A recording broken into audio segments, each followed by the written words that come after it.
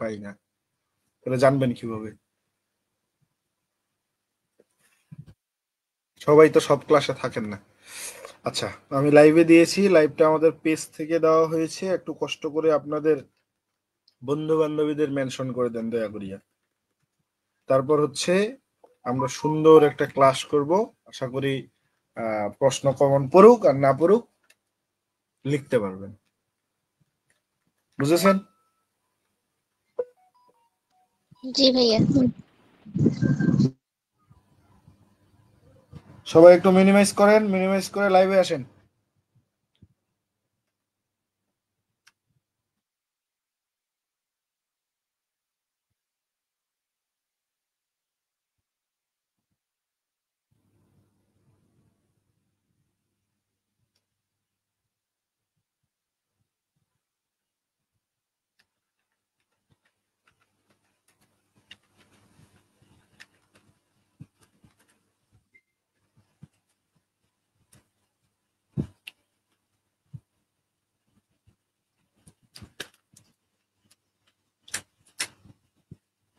আপনাদের বন্ধুদের একটু মেনশন করে দেন, আর লাইভের মধ্যে একটু কমেন্ট করে জানান আপনাদের আজকের পরীক্ষা কেমন হয়েছে, কার কি মতামত, একটু লাইভের মধ্যে কমেন্ট করে বলেন।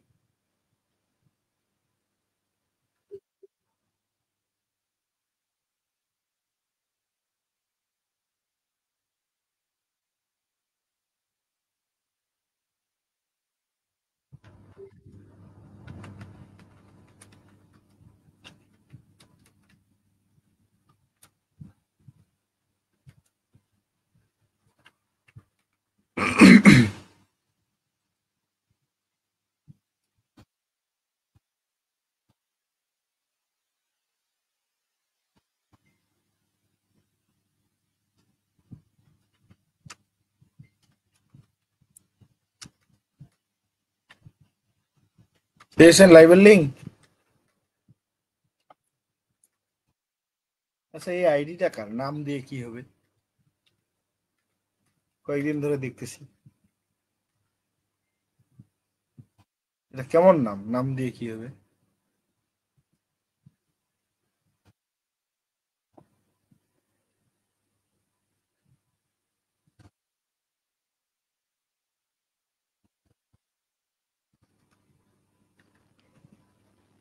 ওইটা ভাইয়া কাজী ফারহানা ফাতেমা ছিল, ওই মেয়ে।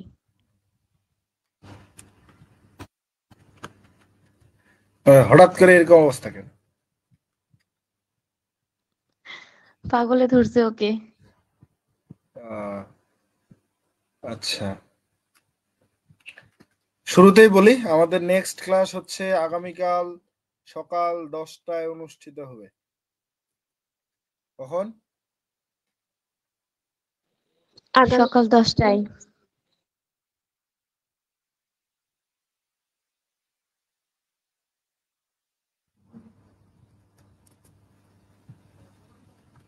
আগামীকাল হচ্ছে আমাদের কত তারিখ?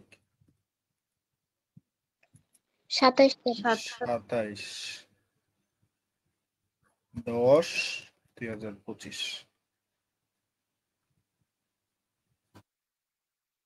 এই পেজের মধ্যে অনুষ্ঠিত হবে আগামীকাল সকাল 10টায় আমাদের সেকেন্ড ক্লাস। আজকে আমাদের প্রথম ক্লাস হবে রিভিশনের, আগামীকাল সকাল 10টায় সেকেন্ড ক্লাস অনুষ্ঠিত হবে। আজকের যে পরীক্ষার কোশ্চিন, এটা নিয়ে কিছু বলতে চাই। এই কথা আমি আগেও বলেছি যে জাতীয় বিশ্ববিদ্যালয় চাচ্ছে তারা প্রশ্ন প্যাটার্ন পরিবর্তন করতে। ফোর্থ ইয়ারের, থার্ড ইয়ারের পরীক্ষার প্রশ্নপত্র আমরা দেখেছিলাম, সেটা থেকে ধারণা করে আপনাদের আমরা বলেছিলাম। আপনারা সবাই অনেকে ক্লাস করেছেন, অনেকে করেন নাই, অনেক রকমের মানে ব্যাপার স্যাপার ছিল। ঠিক আছে, সবাই কাউকে পাইছি কাউকে পাই নাই, কারা কেউ কেউ জানেন কেউ কেউ জানেন না, এটা দায়ভার আপনাদেরকে নিতে হবে।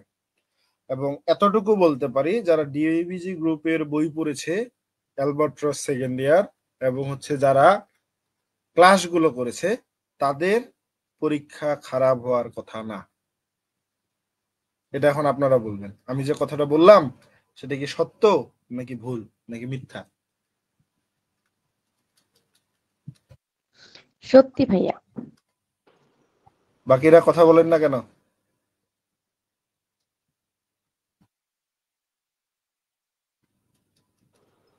ভাইয়া শুনি নাই।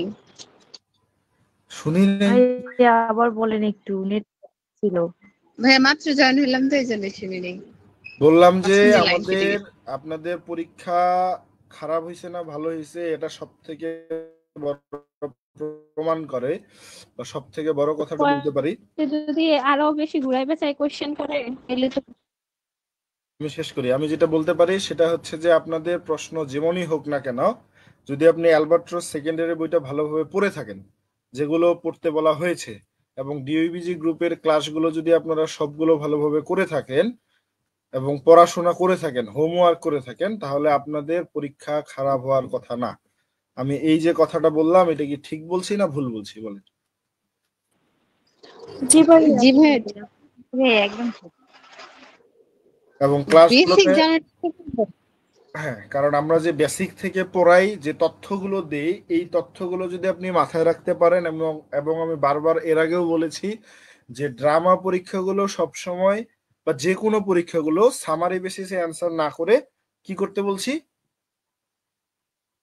থিম বেসিসে অ্যান্সার করতে। থিম বেসিসে অ্যান্সার করতে বলছি। এখন আপনি যদি প্রত্যেকটা টপিকের থিমগুলো ভালোভাবে জেনে থাকেন এবং প্রশ্নগুলো বুঝতে পারেন, তাহলে ভালোভাবে অ্যান্সার করা সম্ভব। যেমন অনেকে বলতেছেন ব্রিফ কোশ্চেনটা কঠিন হয়েছে। এখানে প্রথম প্রশ্নটা খেয়াল করেন, যদি আপনি ভালোভাবে পড়ে থাকেন তাহলে কেন উত্তর দিতে পারবেন না? কি বলছে এখানে? How did Oedipus become the king of Thebes? কিভাবে সে থিপসের রাজা হলো? কিভাবে? ওই ভাইয়া যে ওই যে ইয়ার ফিনিক্সটা সলভ করার জন্য। হ্যাঁ, ছিল এর মধ্য দিয়েই তো হয়। হি solve the Phoenix riddle Reader and the finish. fate's thieves. So people made him king. এরপরে যে প্রশ্নটা এসেছে, what causes the plague in Thebes according to the oracle? ওরাকলের মতে কেন হচ্ছে এখানে এই থিপসে হচ্ছে প্লেগ এসেছিল, কেন? লিয়াসকে ওরাকল কি মারার বলেছিল? জন্য। for polluting the Thebes by killing the king Laius. কিংলাসকে মারার কারণে এটা কিংলাসের সঠিক হত্যাকারী উত্তরটা সহজভাবে লেখা যায়, বলি। The oracle says the plague is due to the unpunished murder of King Laius. শেষ উত্তর। এটা কিছু বাচ্চা গেছি এটাই দিছি। কারণ হচ্ছে তাকে পানিশড দেয় নাই, পানিশড করে নাই বলেই তো প্লেগ এসেছে। তাকে আমি শাস্তি দেয় দিছি নাই বলেই তো স্টিল plague এসেছে। Living in Thebes. আমার কথাটাকে অন্যভাবে লিখছি আর কি, যে because of the killer of the king Laius was not punished, এটা দিছি। হ্যাঁ, এটা হবে। এটার সাথে আরো কিছু চাইলে অ্যাড করতে পারেন, যে সে এখনো হচ্ছে তাকে পানিশ দেওয়া হয় নাই, শাস্তি দেওয়া হয় নাই, সে এখনো হচ্ছে থিপসে অবস্থান করতেছে। পুরো কথাটা এটা। আমি এটা দিছি অবস্থান করাটা কি নেই ভাই, বললাম সমস্যা নেই। এরপরের যে প্রশ্নটা, what does the term pastoral suggest in the play As You like It? Pastoral জিনিসটা তো পোয়েট্রিতে বারবার বুঝিয়েছি, বারবার পড়েছেন, কি হবে অ্যান্সার? পাস্টোরাল কি রুরাল বুঝিয়েছি এখানে? রুরাল অ্যাটমসফিয়ারটাই। হ্যাঁ, রুরাল, ভাইয়া, সিম্পল, পিসফুল লাইফ ইন শুধু নেচার। রুরাল দিলে চলবে? চলবে, কিন্তু এখানে তো আপনাকে বুঝিয়ে বলতে হবে যে আমি নেশা দিছি। Pastoral it refers to rural, simple বা পিসফুল লাইফ ইন নেচার। জি ভাই এটা দিছি। ভাইয়া ফরেস্ট অফ আর্ডেন হবে না? এট ফরেস্ট অফ আর্ডেন শেষে আপনার প্রশ্নটা কি বলছে? Pastoral suggest forest of in Arden the play এটা অ্যাজ ইউ লাগবে না লাইক এখানে। It. As You like It এ পাস্টোরালটা কি সাজেস্ট করতেছে? পাস্টোরাল জিনিসটা কি বোঝাচ্ছে এখানে? আমি শুধু নেশার দিছি, এটা কি হবে? এটা যিনি খাতা কাটবে তার উপরে ডিপেন্ড করবে। ভাইয়া রুরাল অর ন্যাচারাল অ্যাটমসফিয়ার এইভাবে দিয়ে বুঝাই হবে, নো প্রবলেম। অর্থাৎ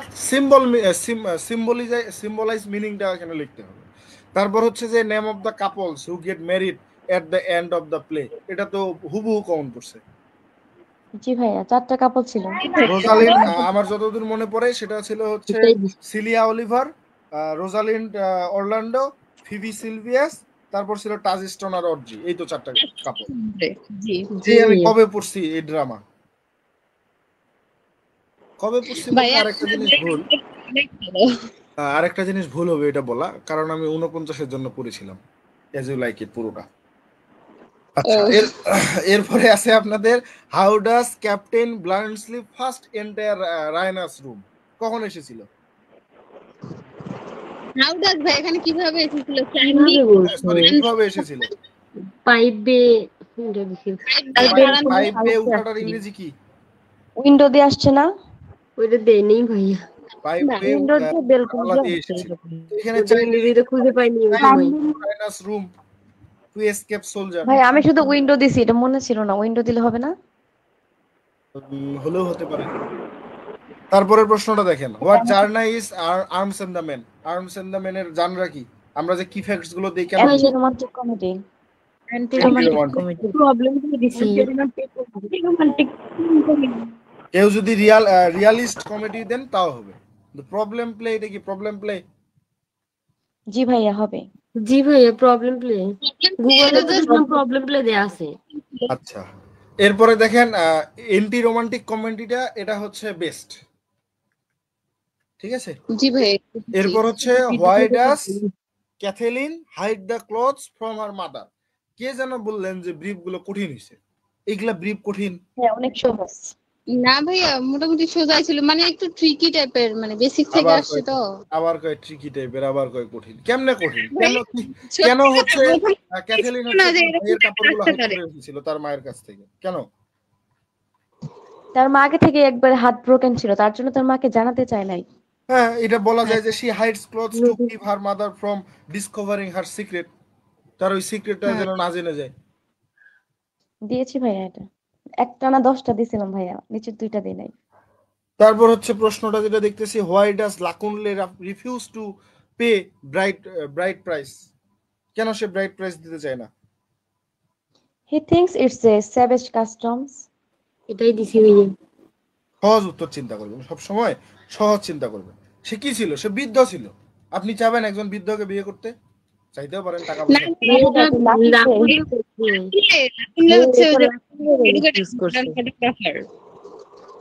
আচ্ছা, আনএডুকেটেড কাস্ট বলা যায়। সেও তো ওল্ড ছিল, তার বয়স হয় নাই অনেক। না ভাইয়া 23 বছর।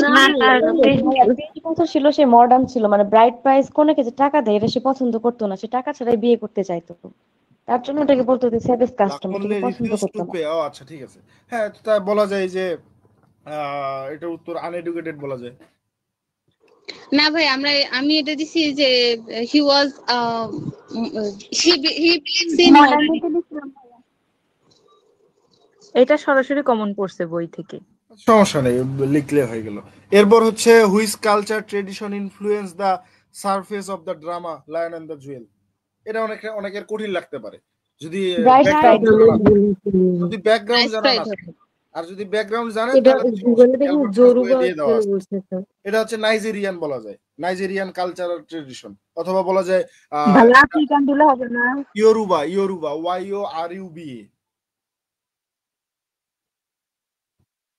ইয়োরুবা কালচার এন্ড ট্রেডিশন শেপ, অথবা হচ্ছে Nigerian culture and tradition shape. তারপর যেটা আছে সেটা হচ্ছে why does Sidi initially reject Baroka's marriage proposal. এটাও তো সহজ, 12টা প্রশ্ন আছে, 10টা দিতে। Baroka is too old. আর কি বলা যায়? সে ছিল টু ওল্ড এন্ড ট্রিকস্টার, তাই না? তারপর আসছে what unusual item does Bluntschli carry in his. এটা প্রশ্নটা পড়াই আমার ভুলে গেছে। কি ক্যারি করে? এটা আমি দেই নাই, এটা বললাম যে চকলেট তো ইউজুয়াল, সে তো খাই। এখন আনইউজুয়াল বলছে এখানে, তার জন্য দেই নাই, প্রথম 10টা দিছি। আনইউজুয়াল না, আপনি বন্দুকের জন্য বুলেট নিয়ে ঘুরবেন। এটা বন্দুকের জন্য গুলি নিতে পারতো, এটা আনইউজুয়াল হচ্ছে চকলেট নিয়ে যাওয়া। চকলেট আর খাওয়া নিয়ে গেছিল। বুলেট নিয়ে থাকবো, এই নিয়ে গেছে হচ্ছে চকলেট, তাহলে আনইউজুয়াল হলো না? তারপর আসছে হোয়াট ইজ হুব্রিস। হুব্রিস কি? এর থেকে আর সহজ প্রশ্ন আছে? Excessive pride. তাহলে এই যে 12টা প্রশ্নের মধ্যে কোনটা কঠিন হলো? ভাইয়া হুব্রিক্স টাইম মনে ছিল না, পরে হচ্ছে সকালবেলা যে ট্রাজিক হিরোর বৈশিষ্ট্য দেখছিলাম, ওই সময় যে হুব্রিক্স দেখছি, পরে মনে আসতে পারে এটা দিছি। এখন এই যে শর্ট একজন দেখি পোস্ট করছে, মনে হয় কে যেন, আমার মনে নাই। ইন হোয়াট সিচুয়েশন, 3 নাম্বারটা, in what situation did Oedipus kills father. কোন অবস্থায়, কোন পরিস্থিতিতে সে তার পিতাকে হত্যা করে, সে সেটাই জানে না। বলতেছে এটা কি বুঝাইছে, আমি বুঝিনি। এটা তো এটা তো কে পড়তেছে অ্যালবার্টাস এটা? বইয়ে আছে, নাই? জি ভাইয়া, জি এটা ভাইয়া, হচ্ছে এটা বইতে পড়ছি। আছে। ভাইয়া তাহলে সে গল্পই কোনোদিন পড়ে নাই। তাহলে দেখেন পোস্ট করছে গ্রুপের মধ্যে কে যেন, how does Rosalind's disguise as a man in the forest of Arden affect her character's journey? এই প্রশ্নগুলো বইয়ে নাই? আছে ভাই, এটা অনেক সহজ। হাউ এটা does Raina's perception of heroism change throughout the play?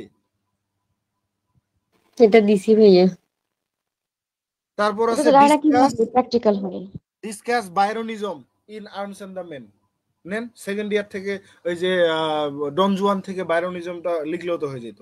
কেন এটা আমি দেই নাই, এটা পারতাম দিলেই। দেই নাই আমি আমি। ওখানে পড়াই এই নাই? নেই ভাইয়া, বাইরনিজমের দিছি। হচ্ছে ক্যারেক্টার গুলো, বৈশিষ্ট্যগুলো, ক্যারেক্টারিস্টিক্স গুলো, ওই ক্যারেক্টারিস্টিক্স এর সাথে মিলাই দিলে তো হয়ে গেল গল্পটা থেকে, ওই থিমটাকে বেসিস আসল করে। বাইরনিক হিরো হচ্ছে সার্জিয়াস, ওকে নিয়ে লিখলেই হতো। হ্যাঁ, না ওই বৈশিষ্ট্যগুলো উল্লেখ করলেই তো হয়ে গেল যেত। How does the play Riders to the sea depict the relationship between nature and the human beings? Riders to the সিতে প্রকৃতির এটা সাথে দিয়েছে। মানুষের যে সম্পর্কটা, তারা যতই সেখানে মারা যাক না কেন তাদের সেখানে যেতেই হবে, প্রকৃতির মধ্যে তাদের থাকতেই হবে। আরেকটা নতুন প্রশ্ন আসছে, যেটা শর্ট নোট বলা যায়, ব্রাইট ব্রাইট প্রাইস সম্পর্কে। ভাইয়া এটা দিছি, এটা পড়ে গেছিলাম। এটা ইজি অনেক। তো এখন কেমনে কোশ্চেন কঠিন হলো আমি তো এটাই বুঝলাম না, ব্রড গুলা দেখে। ভাইয়া ব্রড তো আর কমনই ব্রড আসছে তো common সাজেশন আসছে। থেকে। ব্রড কোনগুলা ফের কঠিন লাগলো এটাও তো বুঝি না। তাহলে কথায় মানুষ যে কঠিন বলতে কি, মানে আমরা প্যাটার্নটা আর কি অন্যরকম করে দিছি, তাই জন্য ল্যাঙ্গুয়েজটা অন্যরকম ছিল আর কি। সেন্টেন্স মেকিংটা অন্যরকম ছিল, থাকুক সমস্যা কি। এই যে Oedipus and Tiresias in their confrontation, এটা ইডিপাস আর টাইরেসিয়াসের সম্পর্কটার কথা বলছে। ভাইয়া কনফ্রন্টেশন মানেটা জানতাম না। Right the encounter between Tiresias and হচ্ছে ইডিপাস। আমরা তো এটা পড়ছি, এখন ওখানে অনেক ভাষা কইছে, এই জন্য সমস্যা হয়ে গেছে। একই জিনিস, এই যে বলতেছেন কমন পড়ে নেই, ওই প্রশ্নের উত্তরটাই তো এটা, মানে ওই প্রশ্ন এই জি প্রশ্ন তো same। বুঝছি তো। তারপর হচ্ছে is Oedipus a victim of destiny of his own choice, discuss. এবার এবার কোন এটা এটা কি? কমন আছে ভাইয়া। এটা কোনটা, এটা কোন প্রশ্ন? এটা ভাই ওই যে ক্যারেক্টার রোল অফ ট্রাজেডি, এটা দিছি। ট্র্যাজেডি অফ ফেট নাকি হচ্ছে Tragedy of fate or tragedy of tragedy of character? Fate. Character? এটা বইয়ে ছিল না? এটা ইম্পর্টেন্ট দেওয়া নাই? ছিল ভাইয়া, হ্যাঁ ছিল। 3 নম্বরে ছিল এটা। এটা তো শর্ট সাজেশনও দেওয়া আছে। In what ways does Rosalind stand out as a heroine in as you like it? নেন, রোজালিন ক্যারেক্টারটা সম্পর্কে লিখতে বলছে। এটা দিছি এটা 2 ভাইয়া। নাম্বারটা আসছে ভাইয়া। এটা কমন ছিল, এটা ভাইয়া সাজেশনই ছিল। আর উপরেরটা ছিল না, ইডিপাসের ভিকটিম অফ ডেস্টিনি? ছিল ভাইয়া। ট্রাজিক হিরোর বৈশিষ্ট্য এগুলা। তিনটা প্রশ্ন, তিনটাই শর্ট সাজেশনে ছিল, জাস্ট একটু প্রথমটা একটু ঘুরাই দিছে, শুধু ওয়ার্ড গুলো চেঞ্জ করে দিছে। তারপর এটা দেখেন, how does Shakespeare explore the themes of identity, love and nature in as you like it? কেন থিম নিয়ে প্রশ্ন ছিল না? না ভাইয়া এটা ছিল। পড়া ছিল না ভাইয়া। থিম নিয়ে কোনো প্রশ্ন দেওয়া ছিল না বইয়ে, না না ভাইয়া, ভাইয়া। নাই ভাইয়া এটা। এই জন্য অনেকে অ্যান্সার করে নেই। ভাইয়া আমরা না, এটা পড়ি নাই তো। আমি হলে সবার আগে এটার উত্তর লিখতাম, কমন পড়েও ভাইয়া 5টা তো কমন পড়ছি, তাহলে যেগুলো ভালো পড়ে ওইটাই আগে লিখছি। কারণ এখানে চারটা কাপড়ের কথা সুন্দরভাবে উল্লেখ করলে হয়ে যেত, এবং থিম গুলো তো দিয়ে দিছে, আইডেন্টিটি, লাভ এন্ড নেচার, ওগুলাই পয়েন্ট। বুঝেছেন? জি ভাইয়া। পড়ি না এটা। এরপর আছে ভাইয়া তো Question paper নাই। আসে নাই। Examine the interplay between love and war in Shaw's arms and the man. এটা কোনটা? এটা একদম সরাসরি কমন পড়ছে। এটা আর্মস এন্ড দ্য ম্যানের ভাইয়া। সেটাই তো কই। 15-16 একসাথে লাভ common। এন্ড ওয়ার ছিল।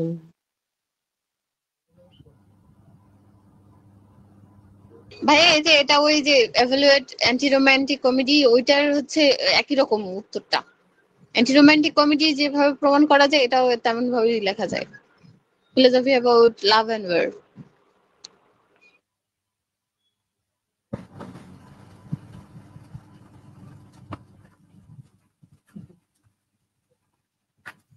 ভাইয়া শেষের 3টা একদম তো কমন আসছে।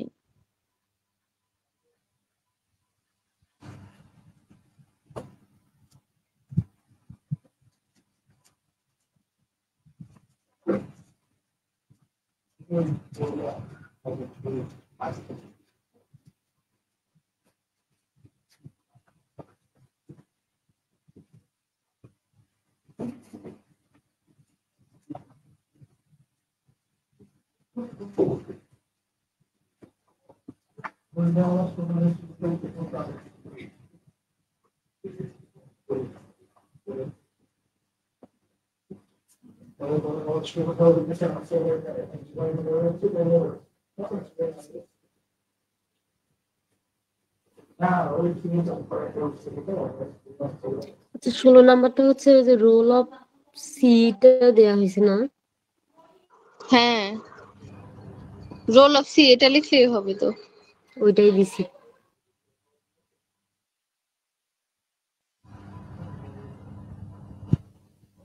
15 তো সরাসরি দেয়।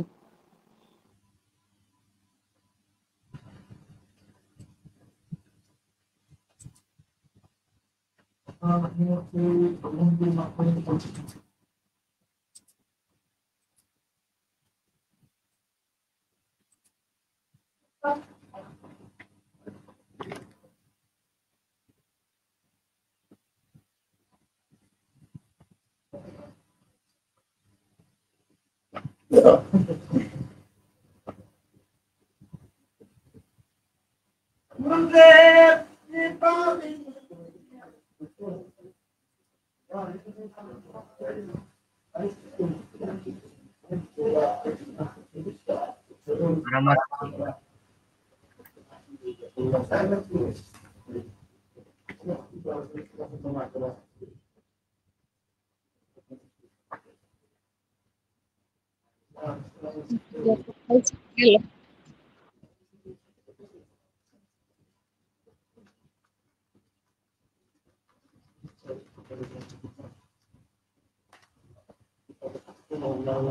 গেল।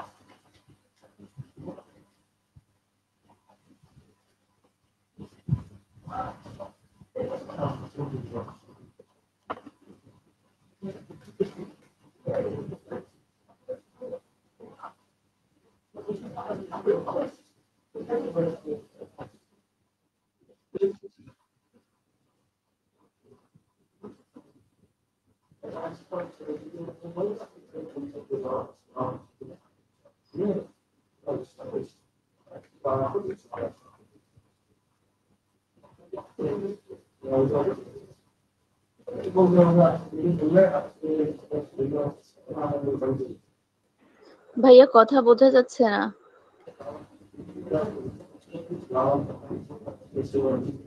এটা আমাদেরকেই বলতেছে। না ভাইয়া, আমরাও বুঝতেছি না কথা।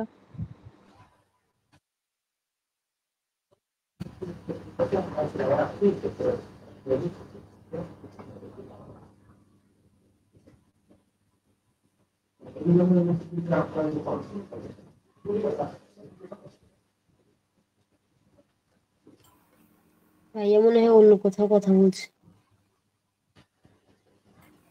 কেউ পার্সোনালি একটু ইনবক্স করো তো।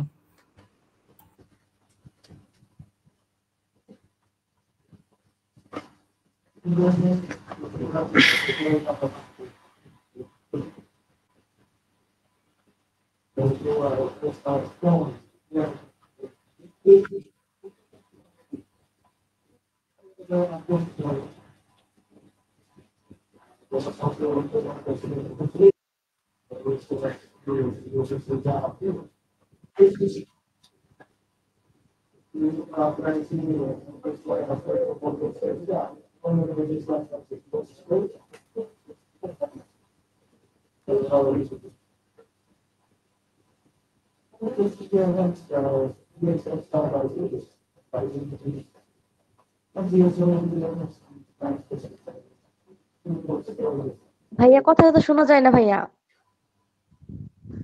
ভাইয়া মনে হয় আমাদের সাথে কথা বলতেছে না গো, অন্য কারোর সাথে কথা হ্যাঁ বলতেছে। ওইটাই হবে। মোবাইল স্পিকারের মধ্যে কান লাগাই দিয়েছি, কি কি বলে যদি একটু শোনা যায়। আমি ওইটাই ট্রাই করতেছি। হঠাৎ করে জোরে কইলে কান যাইবেন কানা হইয়া, এবার সয়ে শুনবো না রে। এটা হচ্ছে আরি পাতা। এই আড়ি পাতা ভালো কাজ, মন্দ বলবেন না।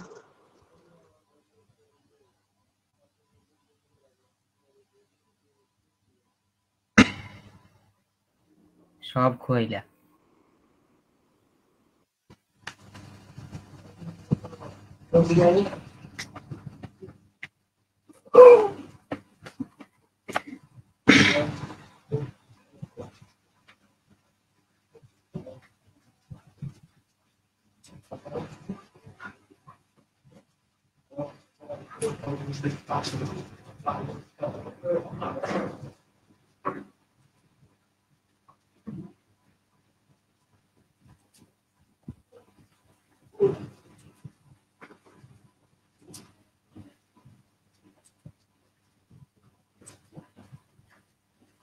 এই সবাই একসাথে জোরে ভাইয়ারে ডাক দাও ভাইয়া বলা, দেখবো ভাইয়া লাফ দিয়ে উঠে ক্লাস শুরু করবে।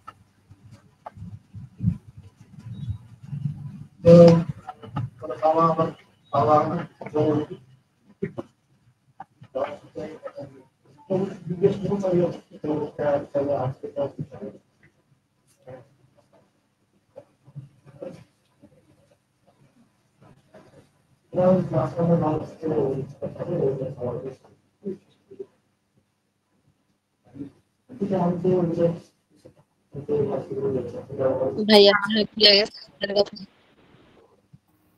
আলাদা মনে হয় কারো ক্লাস নিতেছে প্রাইভেট ভাবে। ভাইয়ের কথা শুনে তো মনে হচ্ছে কিছু পড়াচ্ছে।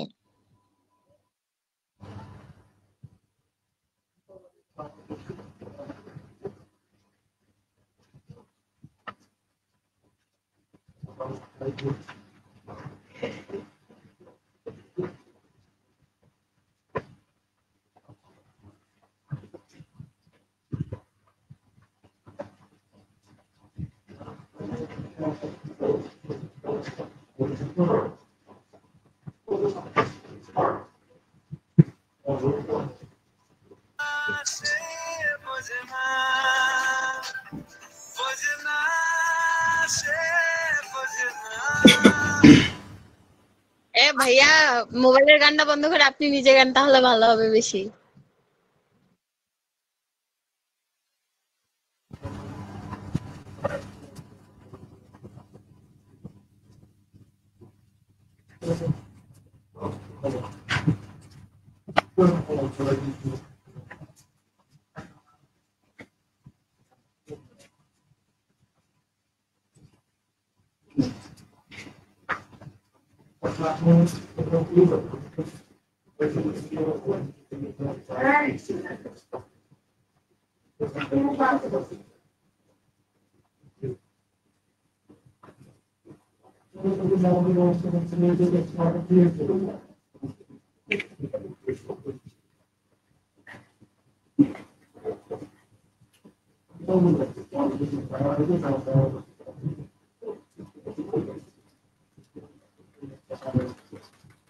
সিনথিয়া আপা, আমার একটা কোশ্চেন আছে।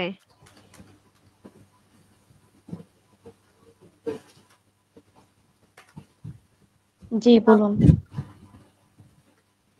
দা ল্যাম্প কবিতার মধ্যে যে একটা সেলফ সাজেশনে যে প্রথম প্রশ্নটাই আছে যে why is the lamp the most significant poem in the section of innocence.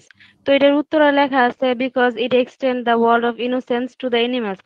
এই লাইনটার মানে মিনিংটা আমি বুঝতেছি না, এটা কি মানে কিসের জন্য গুরুত্ব মানে তাৎপর্যপূর্ণ বুঝাইছে, বা এটা মানে এনিমেলের সাথে কিভাবে কানেক্টেড, একটু মানে ক্লিয়ারলি বলতে পারবেন? কত নম্বর ব্রিফ? এটা হচ্ছে কি 98 পৃষ্ঠা সেট সাজেশনে।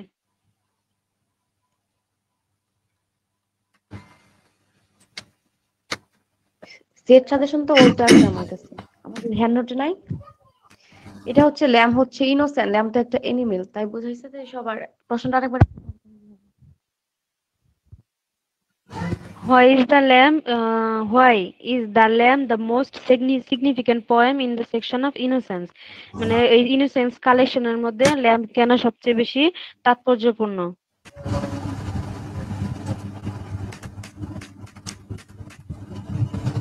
কারণ তিনি সারা পৃথিবীর যে যত এনিমেল আছে তাদের মধ্যে সব থেকে ল্যাম্পকে পবিত্র আর ইনোসেন্ট ধরা হয়েছে, তার জন্য এটা বলা হয়েছে। যে আনসার দেওয়া আছে এটাতে। আমার ভয়েসে একটু সমস্যা হয়েছে, গলা ভাঙছে, একটু বুঝে নিন।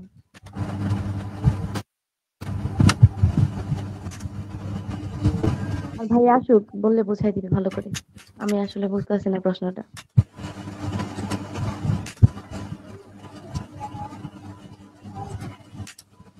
ভাই আর কি সমস্যা হচ্ছে নেট?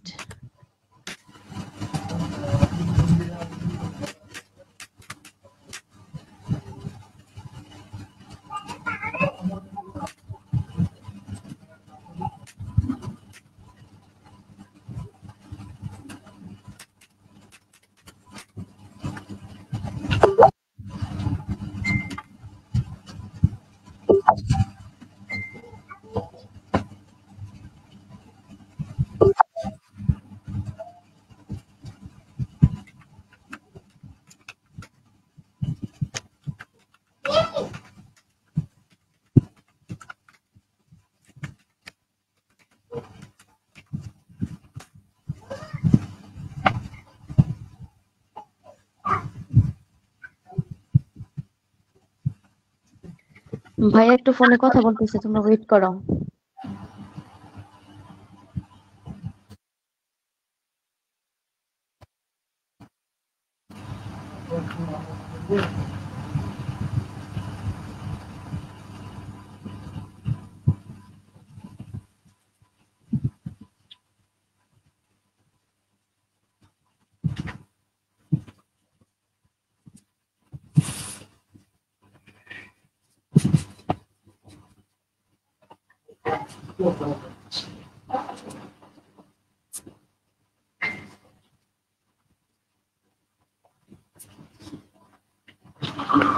আপনারা আছেন? আমি দুঃখিত, আসলে আমার একটা গুরুত্বপূর্ণ ফোন ছিল, আমাকে অ্যাটেন্ড করতে হয়েছে আসলে।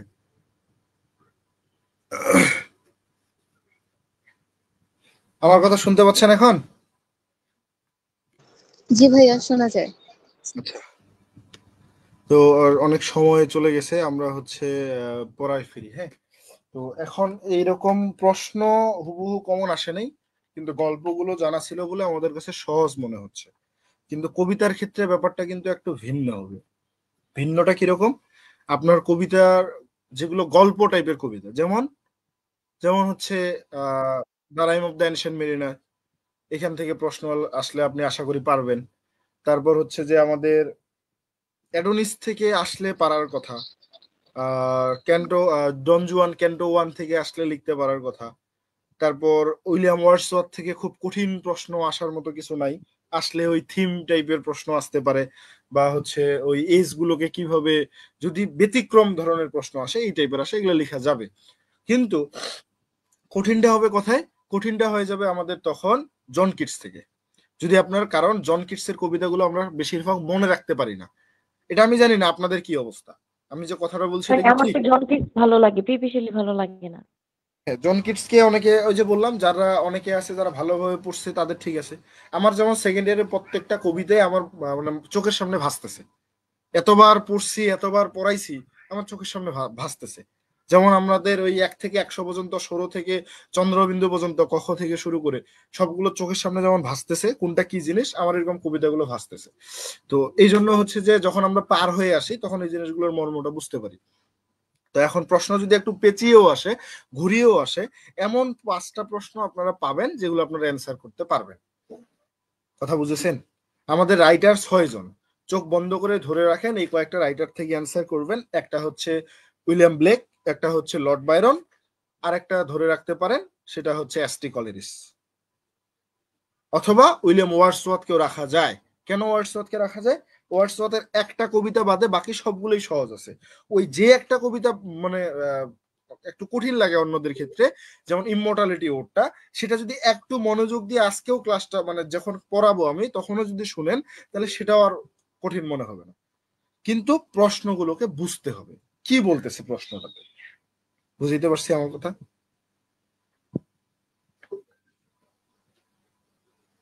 ভাইয়া আরেকবার একটু বলবেন কোন কোন রাইটার গুলা? কোন কোন রাইটার হচ্ছে সহজ, আপনার কাছে যেগুলো সহজ হয় সেটার কথা আপনি নিজে চিন্তা করেন। যেমন সব দিক থেকে চিন্তা করলে সহজ হচ্ছে William Wordsworth, William Blake, Lord Byron, এদিকে এসটি কলেরিস আমার কাছে সহজ মনে হয়। কারণ এখানে 2টা কবিতা আছে, কুবলা খান আর হচ্ছে আমাদের rime of the ancient mariner, যেটা থেকে প্রশ্ন আসেন না কেন, কারণ এটা হচ্ছে গল্প বেসিসের সাথে থিম গুলোকে কানেক্ট করে লিখলেই হয়ে গেল। বুঝতে পেরেছেন? জি ভাইয়া। 2টা ঘটনা, একটা অ্যানশিয়েন্ট মেরিনারের মধ্যে একজন প্রাচীন নাবিক, আমরা এই কবিতাটা দিয়ে শুরু করি নাকি? ভাইয়া অ্যানশিয়েন্ট মেরিনারটা অনেকবার করানো হয়েছে, অন্য কবিতা করান। বলেন কোনটা দিয়ে শুরু করব? John Keats. ভাইয়া কুবলা খান। যদি কুবলা খান বলেন আমি তাহলে rime of the ancient mariner দিয়ে শুরু একটু করব। একটু করে বলে দেন, সবগুলো ফুল বুঝাইতে আমি হবে না। সবগুলোই বলতে চাচ্ছি, এজন্য হচ্ছে যে আমাকে একটু সময় দিবেন। ভাইয়া আমি আপনি জন কিটস থেকে শুরু ভাইয়া করেন। জন কিটস স্কিপ করেন, এটা আমার মাথায় ধরে না, অনেক বেশি বিরক্তিকর লাগে। জন কিটস স্কিপ করেন, অন্যটা দিয়ে শুরু করেন। আমি হচ্ছে rime of the ancient mariner দিয়ে শুরু করব। ভাই এটা একদম পারি, অনেক সহজ। পারাটা আর একটু মানে গল্পটা জানা থাকলো। কেন এটা দিয়ে শুরু করব? কারণ আমি এসটি কলেরিজ দিয়ে শুরু করতে চাচ্ছি। এসটি কলেরিজ, পিবি শেলি, এই 2টা আজকে যদি আমরা শেষ করে ফেলি তাহলে হচ্ছে আমরা কালকে আর 2টা শেষ করে ফেলতে পারতেছি। আপনাদের পরীক্ষা 29 তারিখ। জি ভাইয়া। আর উইলিয়াম ব্লেকের 11টা কবিতার সামারি হচ্ছে ইউটিউবের মধ্যে অলরেডি পোস্ট করা আছে। আলাদা করে সেখান থেকে প্রশ্নগুলো ছাড়া ওগুলো পড়ার দরকার নেই, জাস্ট প্রশ্নগুলো সম্পর্কে একটু ধারণা নিব। আপনারা ওই ক্লাসটা করলেই হয়ে যাবে। একসাথেই মূলত 11টা কবিতা আছে লিংকটা একটু ইউটিউবের মধ্যে। হোয়াটসঅ্যাপ গ্রুপে দিয়ে দিন। আচ্ছা, লিংকটা দিয়ে দিব, আপনারা ওই ক্লাসটা করে নেবেন। আচ্ছা, কিছু জিনিস আগে থেকে বলি। পোয়েট্রিতে বেশ কিছু গুরুত্বপূর্ণ, সেটা হচ্ছে যে কবিতাটা পড়তেছেন সেই লেখকের সম্পর্কে ভালোভাবে জানতে হবে। তাকে কেন সুপারন্যাচারালিজম কবি বলা হচ্ছে এটা জানতে হবে। যদি এটা জানেন তাহলে আপনি একটা প্রশ্ন ভাইয়া। বলেন। ভাইয়া ড্রামার নাম লিখছে, তারপরে রিটেন বাই, যেমন সোফোক্লেস, জর্জ বার্নার্ড শ, এদের উপরে ব্র্যাকেট দিয়ে তাদের জন্মসালটা দিছে, এটা কি কাটা দিবে ড্রামাতে? না, ওটাই বেস্ট। আচ্ছা ভাই, আমি তো ভাই এটা পোয়েট্রিতে দিতাম আগে, আর গুলোতে দিতাম না। ওটা সব জায়গায় দেওয়া যায়। আচ্ছা, যে কথাটা বলতেছিলাম, যেমন হচ্ছে এই যে আজকে যেমন এসেছে বায়রনিক বা আমরা ট্রাজিক হিরোর বৈশিষ্ট্য পড়েছি, এরকম প্রত্যেকটা জিনিসের একটা করে বৈশিষ্ট্য আছে। যেমন সুপারন্যাচারালিজম জিনিসটা কি, পয়েট অফ বিউটি জিনিসটা কি, নেচার জিনিসটা কি, এই জিনিসটা সম্পর্কে যখন আপনার ভালোভাবে আয়ত্ত থাকবে, ভালোভাবে ধারণা থাকবে, তখন ওই জিনিসগুলো প্রশ্নের কোথায় কোথায়, কবিতার কোথায় কোথায় আছে, ওই টপিকগুলো যদি প্রশ্নের মধ্যে দেখেন আমরা সেখান থেকে অ্যান্সার করতে পারবো। কথা ক্লিয়ার?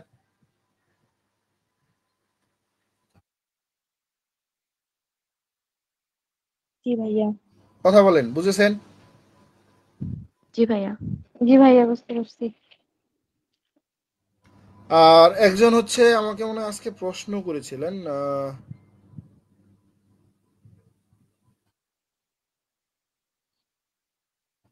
ওনাকে তখন খুঁজে পাচ্ছি না। আচ্ছা, উনি বলছিলেন যে অ্যালবাট্রাস বইয়ে দেওয়া মার্ক করা প্রশ্নগুলো পড়ছি, ক্লাস করছি, সবগুলো মোটামুটি বেসিক প্লাস সামারি জানি। তবে বড় বড় যে কবিতাগুলো আছে সেগুলো তো লাইন বাই লাইন পড়া হয় নাই, শুধু সামারি পড়ছি। আর মেইন ফিচার্স গুলা আমি কিন্তু বলেছিলাম কবিতাগুলো পড়তে, বলছি না? মনে জি করেন ভাইয়া। তো জি অনেক ভাইয়া ছোট ছোট বলছেন। কবিতার লাইন মনে থাকে না। এখন এই কথা বললে আমি কি করতে পারি? দীর্ঘদিন ধরে আপনারা পড়তেছেন, কেন মনে থাকবে না? মনে রাখতে হবে, মনে না থাকার কোনো অপশন রাখা যাবে না। এখন বলছে যে তো আজকে ড্রামা প্রশ্ন পেঁচায় আসছে, পোয়েট্রিও আসতে পারে, পার্ট এবিসি সহ কবিতার ভিতর থেকে লাইন থেকে যদি প্রশ্ন করে তাহলে এখন কিভাবে কভার করব? কখনোই কবিতার ভিতরে লাইন থেকে প্রশ্ন আসবে না। প্রথম কথা, প্রশ্ন আসতে পারে কিভাবে? যেমন ওনাকে কেন রোমান্টিক পোয়েট বলা হয়, উনি কোন থিমগুলো নিয়ে লিখেন, ওনাকে সুপার ন্যাচারালিজম বা সুপার ন্যাচারালিস্ট পোয়েট কেন বলা হয়, বা পোয়েট অফ সুপার ন্যাচারালিজম কেন বলা হয়, এই টাইপের প্রশ্নগুলো আসবে। বা কুবলা খান কবিতায় উনি কোন থিওরিটাকে ব্যবহার করছেন, এরকম প্রশ্ন আসবে। কবিতার লাইন থেকে প্রশ্ন আসে না। হ্যাঁ, এক্সপ্লানেশন আসে শর্টে, একটা প্রশ্ন ছেড়ে দিয়ে দিতে হয়, কমন পড়লে পড়লো, না পড়লে নাই। কথা বুঝেছেন? জি ভাইয়া। ভাই আজকেও পার্ট 2 তে একটা এক্সপ্লেনেশন আসছিল। এই হ্যাঁ, আমাদের ওটা তো একটা প্রশ্ন থাকে। আচ্ছা, উনি আরো বলছিলেন যে আজকে ড্রামা বিষয়ে পুরোটাই ছিল বেসিক নির্ভর, মেইন টেক্সট যারা পড়েছে তারাই পারবে, লাইনের মাঝখান থেকে নাটক থেকে প্রশ্ন করছে, সেট সাজেশন বা কোনো বই থেকে ডিরেক্ট আসেনি। আমি এই কথাটার বিরোধিতা করতেছি। পুরো প্রশ্নটা বেসিক নির্ভর না। আপনি যদি ক্লাসগুলো ভালোভাবে করে থাকেন ডিইবিজি গ্রুপের, আপনার পরীক্ষা ভালো হওয়ার কথা। সেদিন যে 4 ঘন্টা 5 ঘন্টা প্রায় ক্লাস নিয়েছিল, সব আলোচনা হয় নাই? আমি তো ক্লাসটা দেখি, জি ভাইয়া। যে প্রশ্নগুলো এসেছে যে জায়গাগুলো থেকে, সেই বিষয়গুলো আলোচনা হয় নাই? জি ভাইয়া। তাহলে আবার বলছে পোয়েট্রি শব্দগুলো অনেক কঠিন, মেইন থিম দিয়ে প্রশ্ন বেশি বাড়িয়ে লেখা সম্ভব না। অ্যালবাট্রস বইয়ের মধ্যে কঠিন কোনো ওয়ার্ড আছে? না ভাইয়া, পড়লে মনে হয় বাংলা পড়তেছি। তাহলে থিমগুলো কেমনে কঠিন হলো? এখন ওনার জন্য আমার উত্তর যে আপনি যে থিমের কথাগুলো বলছেন, কবিতাগুলোর মেইন থিমটা বুঝবেন, গল্পটার সাথে কানেক্ট করবেন যখন থিমগুলো পড়বেন। এই কবিতার থিম কি? আচ্ছা, এই জিনিসগুলো, যেমন supernaturalism Rime of the Ancient মেরিনারের একটা থিম। সুপার ন্যাচারালিজম কেন, এখানে সুপার ন্যাচারালিজম কি জিনিসটা ব্যবহার হয়েছে সেটা আপনি দেখেন, সেটা সম্পর্কে রিসার্চ করেন, তাহলেই হয়ে যাবে। বুঝাইতে পারছি? কারো কোনো প্রশ্ন আছে থাকলে বলে ফেলেন, আমি শুরু করবো নতুবা।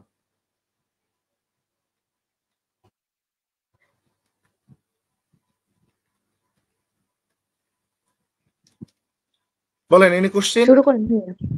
নো ভাইয়া। একটু মনোযোগ দেন, একটু সময় নিয়ে থাকবেন, দেখবেন যে আশা করি আমরা ভালো কিছু জানবো, গুরুত্বপূর্ণ জিনিসগুলোই জানবো। স্যামুয়েল টেলর কলেরিসের জন্ম হচ্ছে 1772, আমাদের মৃত্যু হচ্ছে 1834।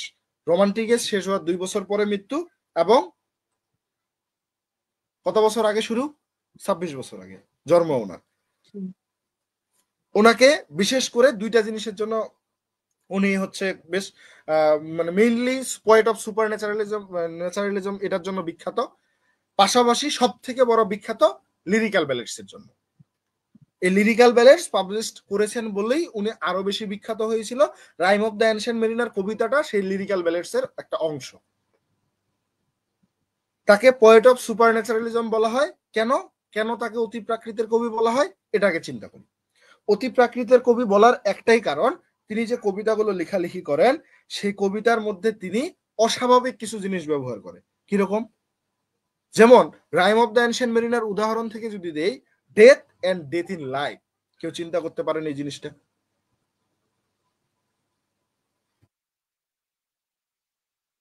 না ভাইয়া। তারপর আমাদের রাইম অফ দ্য অ্যানশিয়েন্ট মেরিনারে আরেকটা জিনিস আছে, 200 জন সেলর মারা গেল, আবার তারা জেগে উঠতেছে, আবার মারা যাচ্ছে, এই জিনিসটা। তারপর যখন সেই সেন্ট বা সেই নৌকার মধ্যে করে যে আসে ওল্ড প্রাচীন মানে এনশিয়েন্ট মেরিনারকে নিয়ে যা গেল, তার কিছুক্ষণ পরে কি হলো? সেই 200 জন সহ পুরো জাহাজ ভেঙে টুকরো টুকরো হয়ে গেল। অদ্ভুত না? জি ভাইয়া। তাহলে এগুলো হচ্ছে সুপার ন্যাচারালিজম। আরো সহজভাবে চিন্তা করলে কোনগুলো? বিভিন্ন দেবদেবীগণ, তারপর সূর্য, তারা, নক্ষত্র, যেগুলো এগুলোকে বলা যায় সুপার ন্যাচারালিজম। বিশেষ করে যেগুলো ধরা ছোঁয়ার বাইরে থাকে, জাস্ট দেখতে পাই, সেই জিনিসগুলোই হচ্ছে মূলত সুপার ন্যাচারালিজম বলা যায়, যেটাকে অনুভব করা যাচ্ছে শুধু। ক্লিয়ার? জি ভাইয়া। জি ভাইয়া।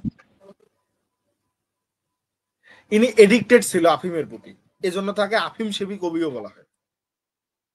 ইনি রোমান্টিক পোয়েট, ইনি লেক ডিস্ট্রিক্ট পোয়েট। কেন লেক ডিস্ট্রিক্ট পোয়েট বলেন? জীবনের একটা সময় তারা লেক ডিস্ট্রিক্ট থাকতো এখানে, লন্ডনের। এই জিনিসটা লিটারেচারে লন্ডন না ভালোভাবে ভাইয়া, পড়ার কথা। ইংল্যান্ডে। এনার সাথে আর কোন কোন কবি আছে লেক ডিস্ট্রিক্ট পোয়েটের তালিকায়? Wordsworth and Southey. Southey. Robert Southey. আচ্ছা, এখানে শর্টকাটে কিছু ওনার সম্পর্কে গুরুত্বপূর্ণ কথা লেখা আছে। এস টি কলেরিজ রোমান্টিক যুগের একজন অন্যতম লেখক বা কবি। এস টি কলেরিজ হলেন ওয়ার্ডসওয়ার্থের সহযোগী। এগুলো সবই আমরা জানি, আর দরকার নাই। তারপর পোয়েমস এর মধ্যে rime of the ancient mariner, যেটা থিম, গুরুত্বপূর্ণ থিম হচ্ছে সিন এন্ড রিপেন্টেন্স।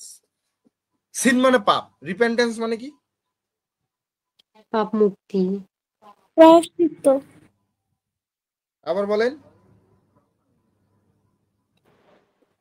অনুতপ্ত। প্রায়শ্চিত্ত। ভাইয়া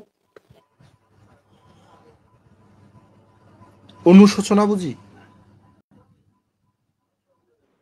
জি ভাইয়া। কোনো ভুল করে সেটা অনুতপ্ত বুঝতে ভাইয়া, পারা যে আমি অনুতপ্ত ভুল হয়। করেছি, সেটাই হচ্ছে আমাদের রিপেন্টেন্স।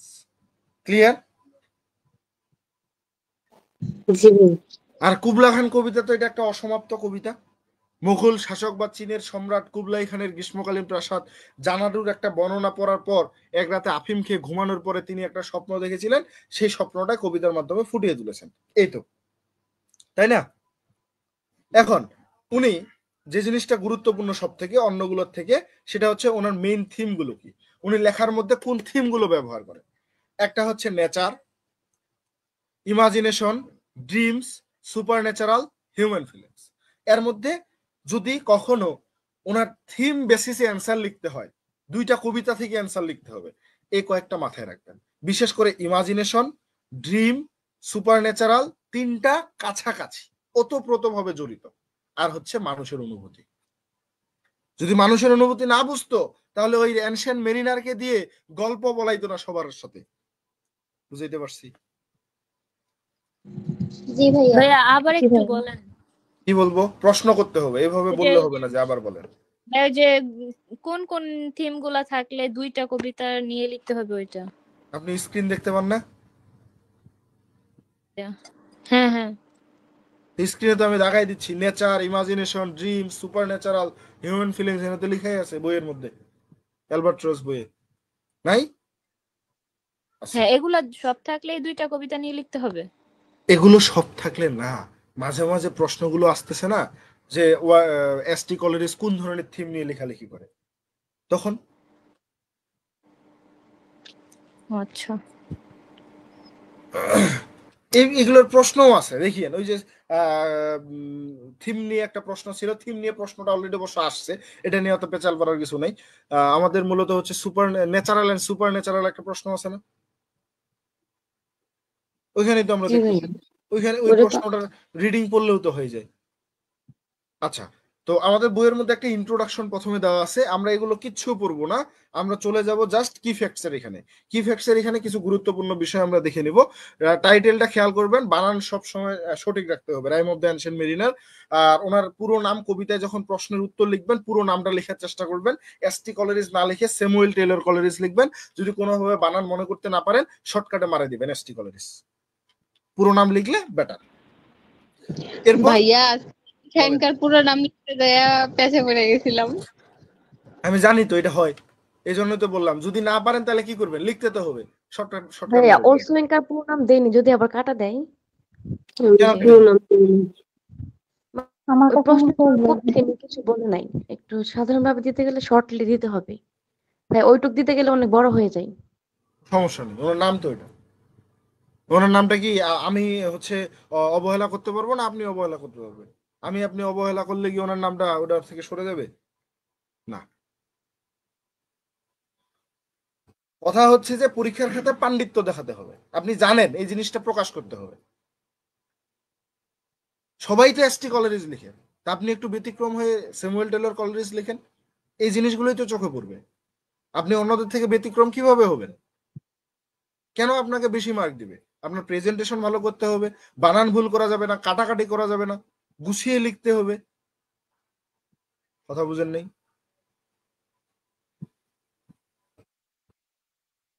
বুঝাইতে পারছি? জি ভাইয়া। জি ভাইয়া। আচ্ছা, তো rime of the ancient mariner কবিতার গল্পটা হয়তো চোখের সামনে ভাসার কথা। সিন অ্যান্ড পানিশমেন্ট এখানে হচ্ছে থিম। তারপর রেসপেক্ট ফর নেচার, প্রকৃতিকে সম্মান করা আমাদের শিখিয়েছে এই কবিতা। গিল্ট অ্যান্ড রিডেমশন, অপরাধবোধ এবং হচ্ছে মুক্তি, এই জিনিসটাও এখান থেকে আমরা দেখতে পাই।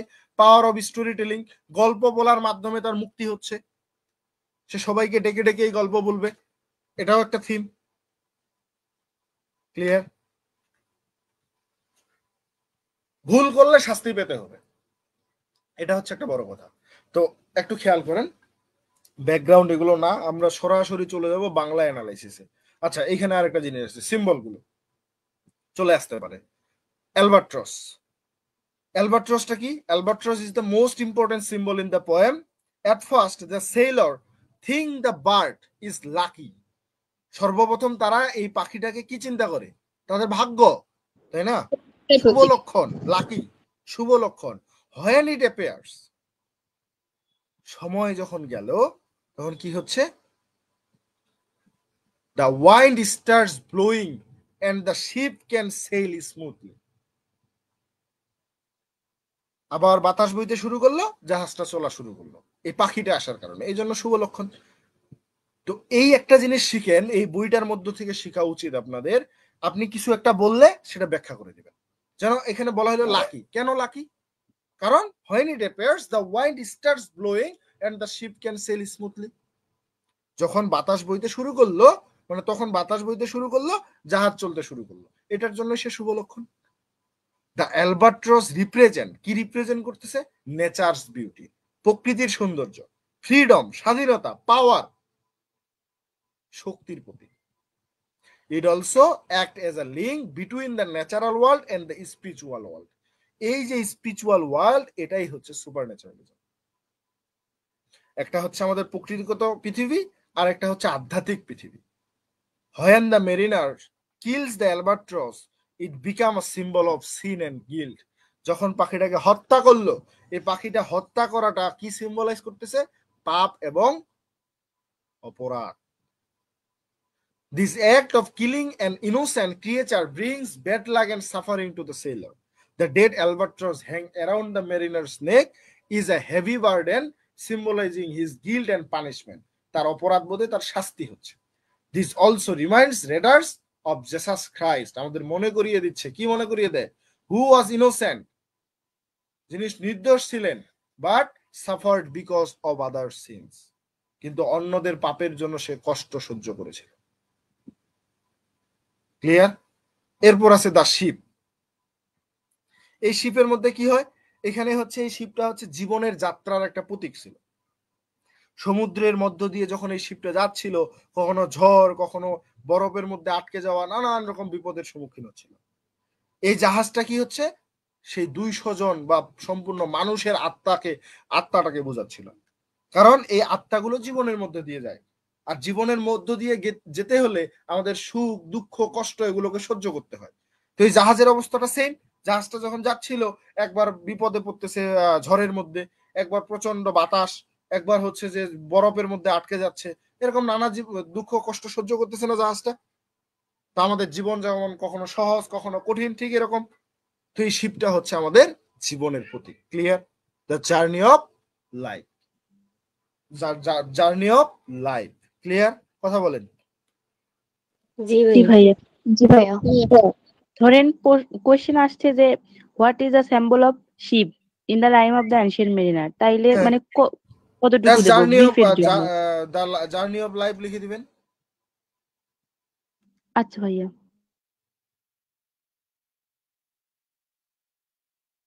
এরপর দ্য ওশান বা ওয়াটার অর্থাৎ সমুদ্র বা এর যে জল এটার কথা বলতেছে। তো the ocean is a powerful symbol in the poem. সমুদ্রটা কবিতার মধ্যে একটা শক্তিশালী প্রতীক ছিল। কিভাবে? It shows the mystery of life and death. কি সিম্বলাইজ করতেছে, কি রহস্য নিয়ে আসতেছে? জীবন মৃত্যু রহস্য। এই জল বা সমুদ্রটা জীবন মৃত্যু রহস্য নিয়ে আসতেছে। The sea can give life, food and travel, but it can also be dangerous and deadly. যারা সমুদ্রে চলাচল করে তারা তো জীবন অতিবাহিত করতেছে, করে না? তারা সেখানে খাবার খাচ্ছে, ভ্রমণ করতেছে, সব কার্যক্রম করে। কিন্তু সমুদ্র যদি চায় ভয়ঙ্কর হতে পারবে না?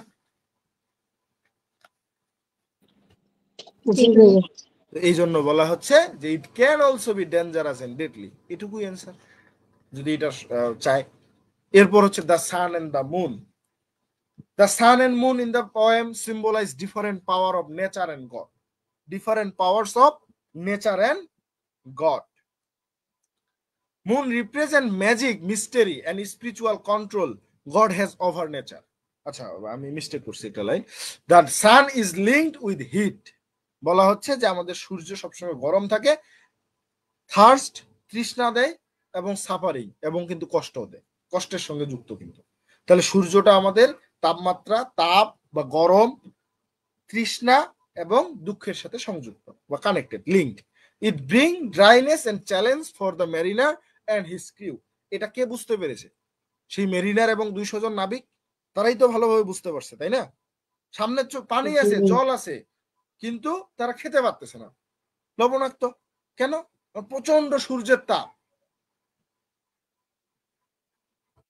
আবার কি হচ্ছে এদিকে? The moon represent magic, mystery and the spiritual control God has over nature. এই মুন, এই চাঁদের জন্য অমাবস্যা পূর্ণিমা হয়, এটা জানেন? এই চাঁদের জন্যই সমুদ্রে জোয়ার ভাটা হয়। তাহলে এই চাঁদ জাদুকরি না, রহস্যময়ী না? এর কাছে স্পিরিচুয়াল কন্ট্রোল আছে না? এই কন্ট্রোলটা কি করছে? প্রকৃতির কাছে দিয়েছে ঈশ্বর। প্রকৃতির উপর এই আধ্যাত্মিক নিয়ন্ত্রণের প্রতীক বুঝাচ্ছে তাকে। বুঝেছেন? ক্লিয়ার হয়েছে? এই যে চাঁদ জোয়ার ভাটা নিয়ন্ত্রণ করে, যা ঈশ্বরের প্রকৃতির উপর ক্ষমতা দেখায়। কবিতা সূর্য চাঁদের পরিবর্তন, মেরিনারের যাত্রা তার আধ্যাত্মিক জাগরণের প্রতিফলন। দ্য ডেড অ্যালবাট্রস, এটা তো পারার কথা। এটা কি সিম্বলাইজ করে? দ্য ডেড অ্যালবাট্রস,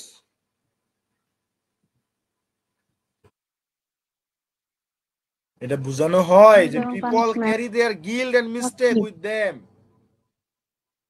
মানুষ তার অপরাধ, তার ভুলগুলোকে সবসময় সাথে নিয়েই ঘুরে, বহন করতে হয় তাকে। এটা বুঝেছেন? The mariner is forced to wear the dead bird about his neck.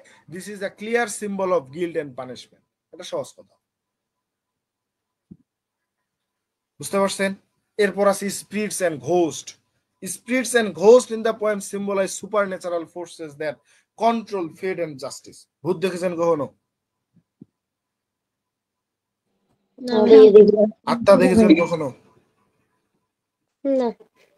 কিন্তু একা একা এখন জানতো কবরস্থানের এখানে পারবেন? দিনের বেলা এটা যেমন একলা ভাইয়া, রাতে এখন গেলে কি দেখা যাবে ভাইয়া? এখন গেলে দেখতে পাবেন না, আপনার শরীর শিহরণ দিয়ে উঠবে। আপনি একটু পরে দেখবেন যে বাড়িতে শুয়ে আছেন। কি হয়েছে? অজ্ঞান হয়ে পড়ে গেছে। ভূতে বর করবে উপরে তখন। এই ভূতই রে। ভাই এখন তো রুম থেকেই বের হতে পারবো না, কবরস্থান তো দূরে থাক। আচ্ছা, এরপর হচ্ছে the Mariners I. The mariner's eyes is an important symbol too. At one point, his eyes become bright and strange, showing his deep connection to the supernatural and his inner guilt. His gaze can affect the others, showing his power and curse. এই ঘটনাটা যদি আপনার সাথে ঘটতো, আপনি জাহাজের মধ্যে একাই আছেন, আপনার সাথে 200 জন নাবিক পড়ে আছে, আপনার চোখগুলো কি হইতো? ঠিক থাকতো? চোখগুলো লাল হয়ে যেত। লাল কেন? আপনি ভয়ে কান্না করে দিতেন।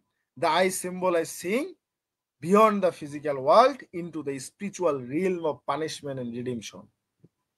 এই চোখ আমাদের শারীরিক বিশ্বের বাইরে তাকানো, আধ্যাত্মিক শক্তিটাকে বুঝতে পারা, মুক্তির জগৎটাকে দেখানোর প্রতীক হিসেবে বুঝিয়েছে। ওয়েডিং গেস্ট, সে পাঠক বা শ্রোতার প্রতীক ছিল, আর কিছুই না। Radar or listener. ক্রসবো, যেটা দিয়ে তাকে মেরে ফেললো, এটা হচ্ছে মানুষের ক্ষমতা এবং নিষ্ঠুরতার প্রতীক। ক্লিয়ার? জি ভাইয়া। মানুষ ক্ষমতার অপব্যবহার করবেই, স্বাভাবিক। মেরিনার নিজে কি ছিল?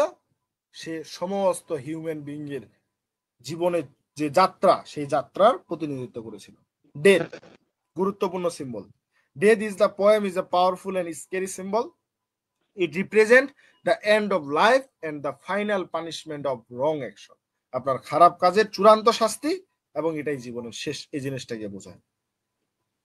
Life in death, life in death, মানে বেঁচে থাকবেন মৃত্যুর মধ্যে, এরকম একটা অবস্থা। Life in death is strength and powerful symbol in the poem. It is a ghostly omen who wins a game of dice against death, which means the mariner is not simply dead, but cursed to live a painful, lonely and meaningless life. Life in death represent a living death. আপনি বেঁচে থেকেও মৃত। এই life in death কে কবি কি হিসাবে চিহ্নিত করেছে? নারী রূপে। বুঝেছেন? ক্লিয়ার? জি ভাইয়া। এবার চলেন, বিশাল বড়, এইটা পুরাটা পড়তে গেলে তো অবস্থা খারাপ হয়ে যাবে। পড়ি, আর কি করার। কবিতার শুরুতেই মনোযোগ দিবেন। কবিতার শুরুতে আমরা দেখতে পাই একজন বৃদ্ধ নাবিক, যাকে প্রাচীন মেরিনার বলা হচ্ছে, সে বা প্রাচীন নাবিক বলা হচ্ছে, সে একটা বিয়ের অনুষ্ঠানে যাওয়া অতিথিকে হঠাৎ করে থামিয়ে দেয়। ওই অতিথি হচ্ছিল বিয়ের কনের খুব কাছের আত্মীয়। সে খুব তাড়াতাড়ি বিয়েতে পৌঁছাতে চাইছিল, কারণ সবাই আসা শেষ করেছে, তার খাবার পরিবেশন শুরু হতে চলেছে। কিন্তু মেরিনার তার হাত দিয়ে ওই অতিথিকে, মূলত মেরিনার কি করে, তার হাত দিয়ে তার ওই অতিথিকে আটকিয়ে জোর করে তার জীবনের এক ভয়ঙ্কর গল্প শোনাতে শুরু করে। মেরিনারের কথা শুরু হয় এক সাধারণ বাক্য দিয়ে, বলেছিল দেয়ার ওয়াজ আ শিপ, একটা জাহাজ ছিল। মেরিনার কথাটা শুরু করলো, দেয়ার ওয়াজ আ শিপ, একটা জাহাজ ছিল। এই শুরু শুনে বিয়ের অতিথি রেগে যান, ভাই কি গল্প শুরু করলো। সে মনে করে এই পাগল বিদ্যের কথা শুনে তার সময় নষ্ট হচ্ছে। কিন্তু মেরিনারের গ্লিটারিং আই, যে চোখগুলো জলজল করতেছিল, মনে হচ্ছে তার মায়াজালে সে আটকে যাচ্ছে। সে তার চাওয়াটাকে অস্বীকার করতে পারতেছে না। অবশেষে ওই অতিথি এক পাথরে বসে পড়ে, ঠিক যেন 3 বছরের শিশুর মতো মুগ্ধ হয়ে সে মেরিনারের গল্প শোনার জন্য স্থির হয়ে আছে। কিছু কিছু ছোট বাচ্চা আছে না, গল্প করবেন চুপ করে থাকবে, গল্প না করলে কান্না করবে, ঠিক এরকম। তো মেরিনার তার কথা চালিয়ে বলে, তাদের জাহাজ আনন্দে উল্লাসে বন্দর থেকে যাত্রা শুরু করেছিল। শহরের গির্জা, পাহাড়, বাতিঘর ফেলে তারা সমুদ্রের গভীরে এগিয়ে চলছিল। শহরের মানুষগুলো তাদের যাত্রা, তাদের আনন্দের সঙ্গে বিদায় জানিয়েছিল।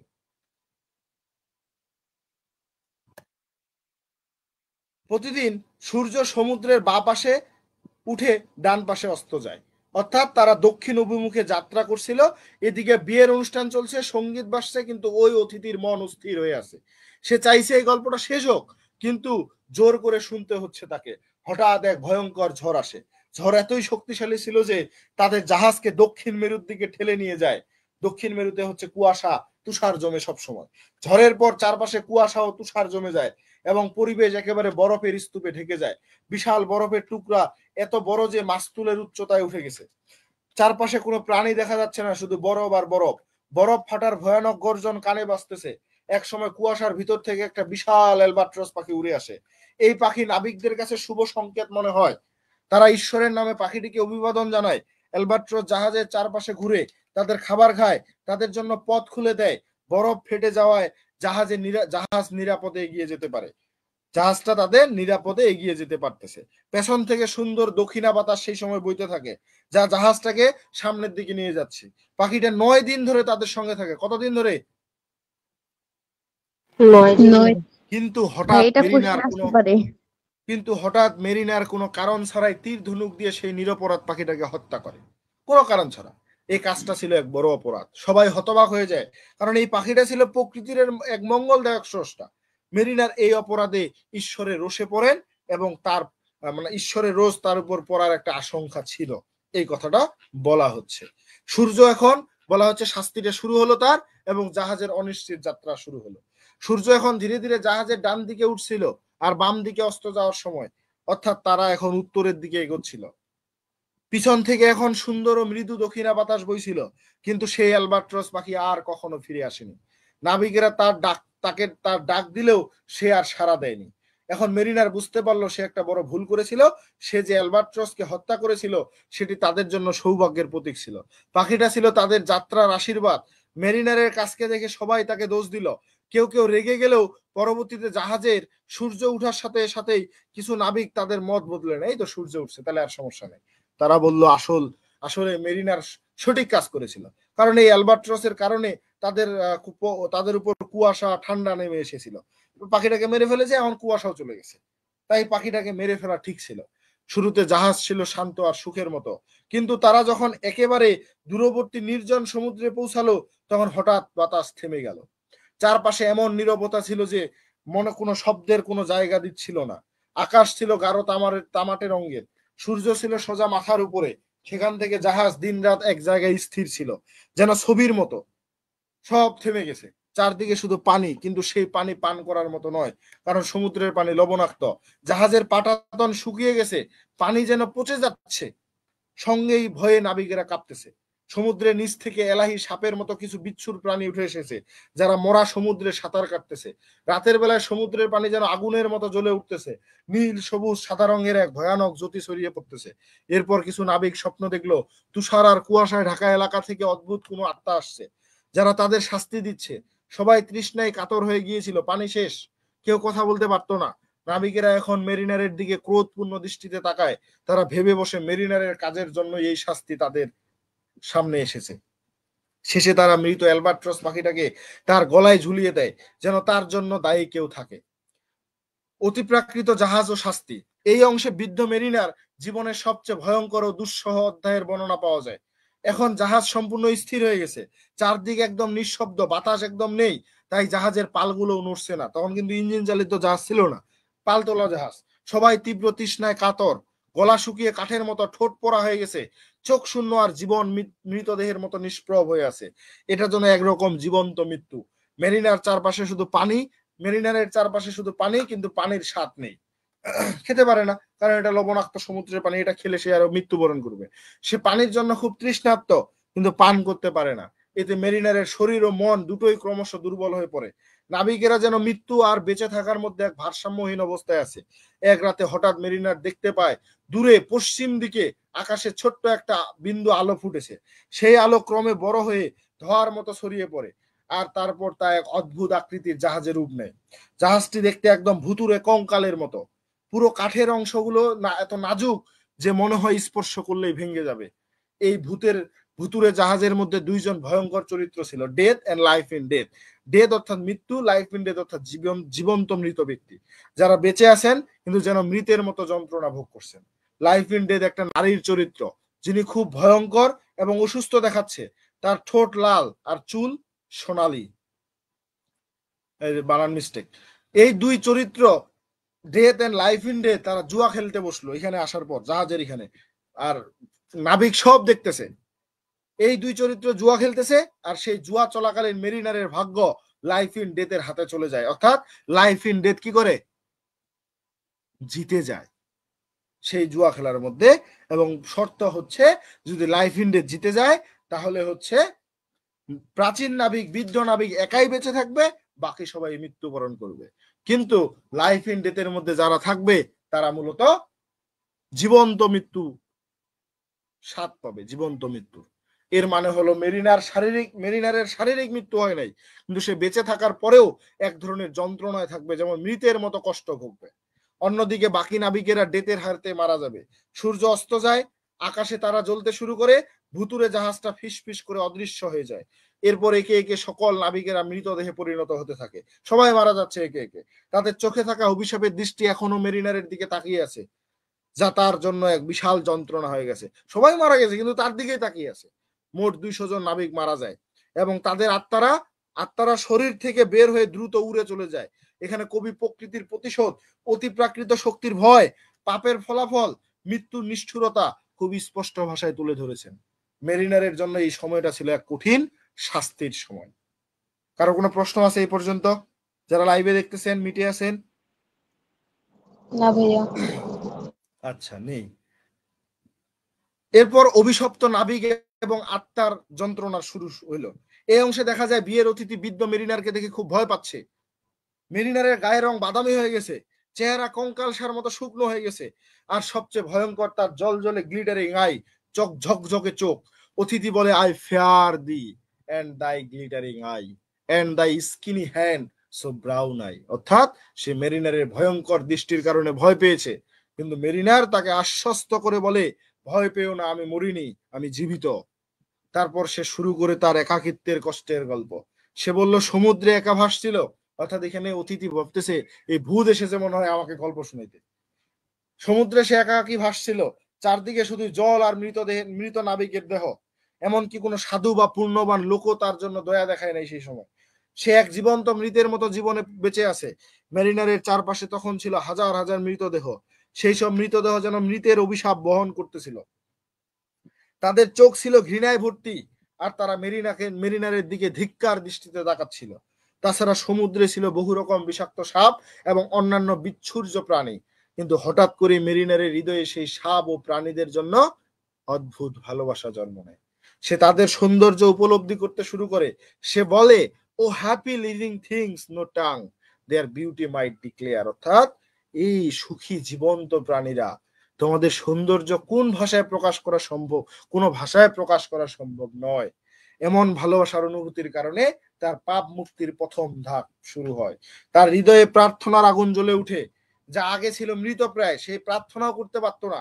সেই সাথে মেরিনারের গলায় ঝুলে থাকা অ্যালবাট্রস পাখিটার মৃতদেহটা পরে সমুদ্রের গভীরে ডুবে যায়।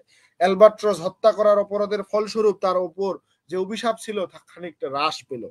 এই অংশে মূল ভাবটা হচ্ছে, প্রকৃতির সৃষ্টির প্রতি ভালোবাসা ও শ্রদ্ধা ছাড়া আত্মার মুক্তি সম্ভব নয়। মেরিনারের প্রথম প্রকৃতি প্রেম এবং দয়ার বোধ জন্ম নেয়, যেটা তার মুক্তির পথের শুরু হয়ে যায়। এখানে মেরিনার একটা গভীর ঘুমের মধ্যে প্রবেশ করে। ঘুমটা যেন স্বর্গ থেকে প্রাপ্ত এক আশীর্বাদ। ঘুমের মধ্যে সে দেখতে পাচ্ছে জাহাজ পানির বালতিগুলো শিশিরে পূর্ণ হয়ে গেছে। জাহাজের যে পানির বালতিগুলো শিশির পরে পূর্ণ হয়ে গেছে, অর্থাৎ সে খেতে পারবে। ঘুম থেকে জেগে উঠে সে দেখতে পায় সত্যিই বৃষ্টি হচ্ছে। তার গলা ঠান্ডা হয়ে গেল। সে পানি খেলো, কাপড় ভিজে গেছে, সবকিছু যেন জীবন্ত হয়ে উঠেছে। এরপর আকাশে কালো মেঘ জমতে থাকে, বজ্রপাত শুরু হয়, বৃষ্টি ঝরতেছে। যদিও হাওয়া জাহাজের পালের উপর পড়ছে না, তবুও জাহাজ চলতে শুরু করে। পালের উপর না পড়লে কিন্তু জাহাজ চলবে না, কিন্তু এরপরও জাহাজ চলা শুরু করে।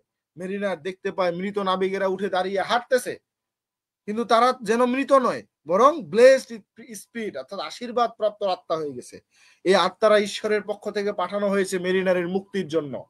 তারা জাহাজের চারপাশে নাচতেছে, গান গাইতেছে, বিভিন্ন মধুর সুর বের করতেছে।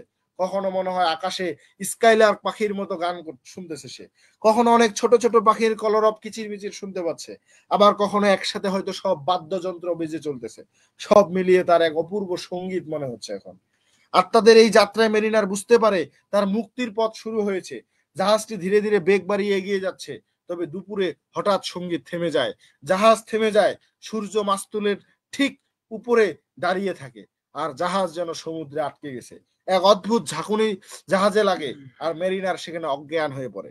সে কতক্ষণ অজ্ঞান ছিল সে বুঝতে পারে না, কিন্তু চেতনা ফেরার সময় দুটি কণ্ঠস্বর সে শুনতে পায়। তারা বলে, এই লোকটি কি সেই মেরিনার যে অ্যালবাট্রস পাখিটিকে হত্যা করেছিল?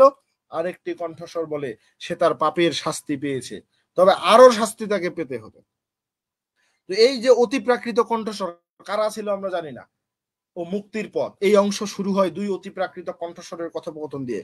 First voice and second voice. তারা আলোচনা করছে কেন জাহাজ এত দ্রুত চলছে, যদিও বাতাস নেই, ঢেউ নেই। সেকেন্ড ভয়েস ব্যাখ্যা করে, চাঁদের প্রভাবের কারণে সমুদ্র জাহাজকে সামনে ঠেলে দিচ্ছে। তারা বলে, মেরিনার এখন অজ্ঞান অবস্থায় আছে, কিন্তু যখন সে ফিরে আসবে জাহাজ ধীরে চলবে। তাদের উদ্দেশ্য দ্রুত যাওয়া, কারণ সময় কম। এরপর হঠাৎ মেরিনার জেগে উঠে। রাতে আকাশ শান্ত, চাঁদ উজ্জ্বল। মৃত নাবিকেরা এখন জাহাজে দাঁড়িয়ে আছে। যারা 200 জন নাবিক মারা গিয়েছিল তারা জেগে আছে, কিন্তু তাদের চোখে এখনো সেই অভিশাপের ছাপ রয়ে গেছে। মেরিনারের চোখ থেকে তাদের দিকে দৃষ্টি সরাতে পারে না। মেরিনার চোখ থেকে মানে তারা যে তাকিয়েছিল সেই দৃষ্টিটা তারা সরাতে পারতেছে না, এমনকি প্রার্থনা করতে অসহায় হয়ে আছে তারা। হঠাৎ সেই অভিশাপের শক্তি ভেঙে যায়, মেরিনার আবার সমুদ্রের দিকে তাকাতে পারে, কিন্তু মুক্তির আনন্দের মাঝে মনে হয় যেন পেছনে কোনো ভয়ঙ্কর দানব তার পিছু নিচ্ছে। হঠাৎ করে তার মনে হলো সে দাঁড়িয়ে গেছে, আর কোনো কিছু নড়তেও পারতেছে না, চড়তেও পারে না, সে প্রার্থনাও করতে পারতেছে না। হঠাৎ করে সবকিছু আবার স্বাভাবিক হয়ে যায়। এক অদ্ভুত হাওয়া তাকে স্পর্শ করে, হাওয়াটির কোনো শব্দ নেই, ঢেউ তোলে না, কিন্তু তার গালে বসন্তের মতো ঠান্ডা অনুভূতি দেয়। এটি মেরিনারের জন্য স্বাগত জ্ঞাপন করেছে। জাহাজ দ্রুত ও শান্তভাবে চলতে থাকে। মেরিনার দূর থেকে দেখে পাহাড়, গির্জা, লাইট হাউস, যা তার নিজ দেশের দৃশ্য সে দেখতে পাচ্ছে। সে ঈশ্বরকে ডেকে বলে, আমাকে জাগিয়ে দাও যদি এটা স্বপ্ন হয়, বা যদি এটা স্বপ্নই হয় সে চায় সারা জীবন এই স্বপ্ন দেখতে। জাহাজ যখন বন্দরে পৌঁছায় সবকিছু যেন আলোকিত, নিস্তব্ধ হয়ে আছে। একটা শান্ত মায়াজাল তৈরি হয়। এরপর মেরিনার দেখে প্রতিটা মৃত নাবিকের উপরে একটা আলোক উজ্জ্বল মানব সদৃশ সত্তা দাঁড়িয়ে আছে, যেটাকে সিরাপ বা স্বর্গীয় আত্মা বলা হচ্ছে। তারা শব্দ না করলেও মেরিনারের কাছে তাদের নীরবতা মধুর সঙ্গীতের মতো মনে হয়। অবশেষে পাইলটস বয় আর একজন হারমিট নামে সাধু ব্যক্তি নৌকায় এসে মেরিনারের কাছে পৌঁছায়। হারমিট প্রার্থনা করে, ঈশ্বরের কাছে মেরিনারের জন্য ক্ষমা চায়। শেষ অংশে মেরিনার এবং হারমিট কথা বলা হয়। হারমিটের কথা বলা হয়। হারমিট সমুদ্রের ধারে একান্তে বাস করতেন, শান্ত ধর্মভীরু মানুষ। তিনিও প্রকৃতির প্রতি গভীর শ্রদ্ধাশীল। নৌকাটি মেরিনারের জাহাজের কাছে পৌঁছালে তারা জাহাজের ভঙ্গুর অবস্থা দেখতে পায়। হারমিট ভয়ের বিরুদ্ধে এগিয়ে যেতে নির্দেশ দেন, যে তুমি সামনে এগিয়ে যাও, সমস্যা নাই। নৌকাটি জাহাজের নিচে পৌঁছানোর সাথে সাথেই সমুদ্র আকাশ যেন কাঁপতে শুরু করে। মেরিনারের জাহাজ ডুবে যাচ্ছে, সে অজ্ঞান হয়ে যায়, কিন্তু পরে নিজেকে পাইলটের নৌকায় আবিষ্কার করে। পাইলট ভয় পেয়ে চিৎকার করে অজ্ঞান হয়ে যায়। হারমিট প্রার্থনা করে। পাইলটস বয় পাগলের মতো করে হাসে। পাইলটের যে ছেলে পাগলের মতো করে হাসতেছিল, বলে, শয়তানও আজকাল জাহাজ চালায়। মেরিনার অবশেষে নিজ দেশে ফিরে যায়। হারমিট তার কপালে ক্রুশ স্পর্শ করে, জিজ্ঞেস করে সে কি ধরনের মানুষ। মেরিনার তার কষ্টে বিক্ষিপ্ত হয়ে পড়ে। সে তার গল্প শোনাতে শুরু করে। গল্প শোনানোর পর মেরিনার হালকা বোধ করে, তবে সে জানে তার অন্তর তখনও আগুনের মতো জ্বলছে। যতক্ষণ না সে তার ভয়ঙ্কর গল্প কাউকে শোনায়, তারপর সে পৃথিবীতে ঘুরতে শুরু করে। সে রাত্রির ছায়ার মতো নিঃশব্দে চলে, আর যার মুখে তার গল্প শোনার ইচ্ছা দেখে তাদেরকে সে গল্প শোনে। শেষে মেরিনার বিয়ের অতিথিকে বিদায় জানিয়ে এই কথাগুলো বলে, farewell, farewell, but this I tell to thee the wedding guest. He prayed well who loved well, both man and bird and beast. He prayed best who loved best, all things both great and small. For the dear God who loved us, he made and loved all. এই যে লাইনগুলো, এইগুলো হচ্ছে নৈতিক শিক্ষা দিয়েছে এই কবিতার মাধ্যমে। সত্যিকারের প্রার্থনা আসে সেই হৃদয় থেকে যেখানে সব সৃষ্টি, মানুষ, পশু, পাখি, ছোট বড় সবকিছু প্রতি ভালোবাসা থাকে। ঈশ্বর যেহেতু সৃষ্টিকর্তা, তাকে সম্মান জানানো হয় সবকিছুকে ভালোবাসার মাধ্যমে। বিয়ের অতিথি সেই মুহূর্তে বুঝতে পারে তার জীবনের শিক্ষাটা কি, আর মেরিনারের গল্প তার জীবনের একটা গভীর ছাপ ফেলে যায়। বুঝেছেন? জি ভাইয়া। ভাইয়া অ্যালবাট্রস বইয়ে ছাড়া এইভাবে পুরো গল্পটা এইভাবে পাবেন না।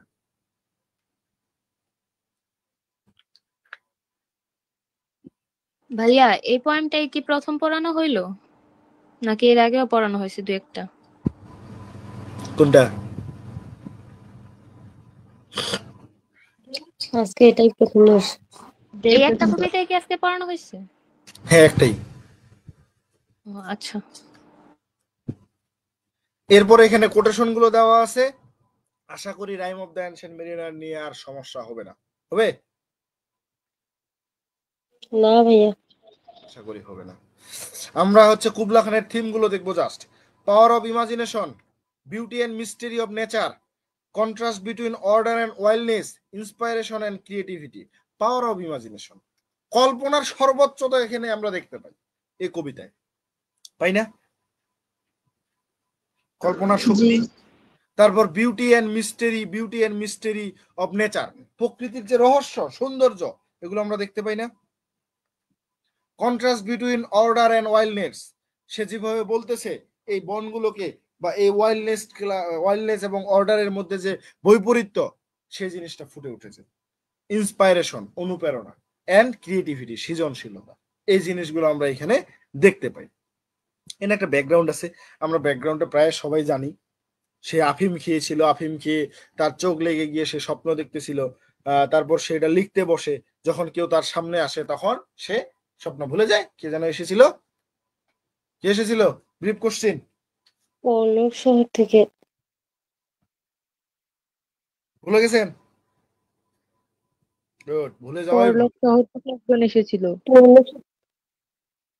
প্রলোক শহর থেকে এক অচেনা ব্যক্তি এসেছিল।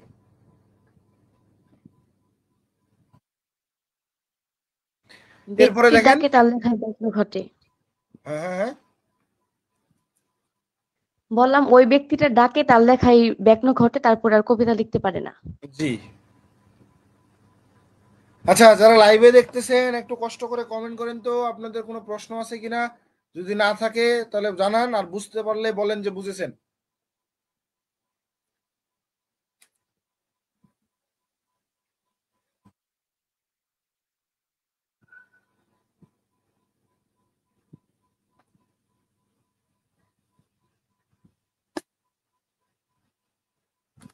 বলেন বলেন বলেন, বুঝতে পারলে বলেন যে বুঝেছেন।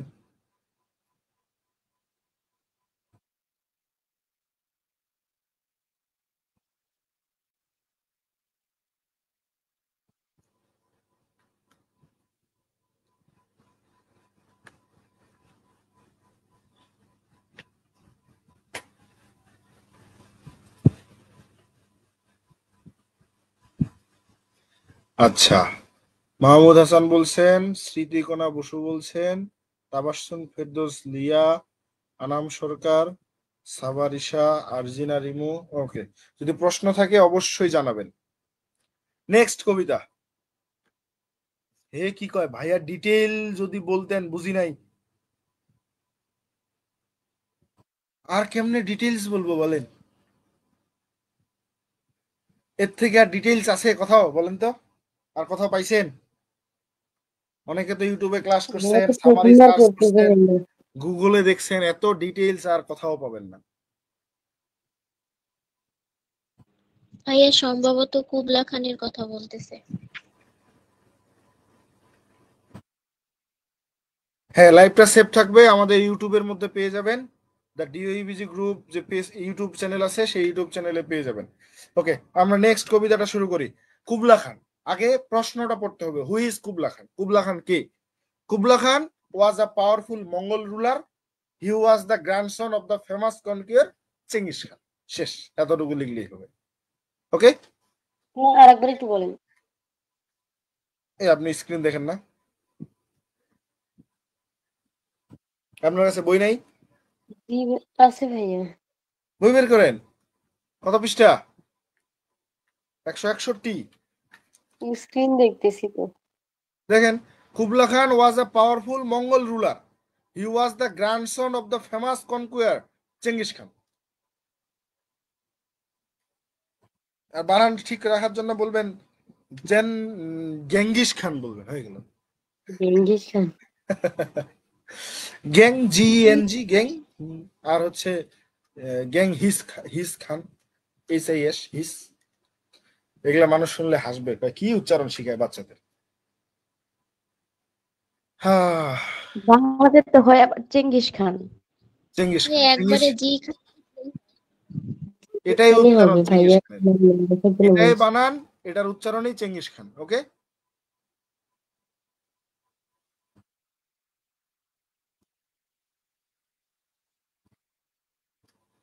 দেখেন কবিতাটা দেওয়া ছিল, আমি পড়ে নিতেও বলেছিলাম, জানি না পড়েছেন কিনা, কিছু কিছু লাইন পড়েও দিছিলাম।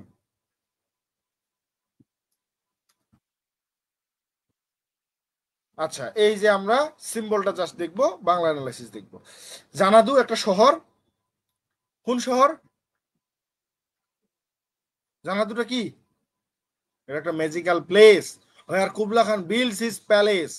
It is symbols of dreams, imagination and power to create. 29 তারিখে যদি দেখেন যে এটা আসছে, what is the mean by জানাদু, তখন কি হবে?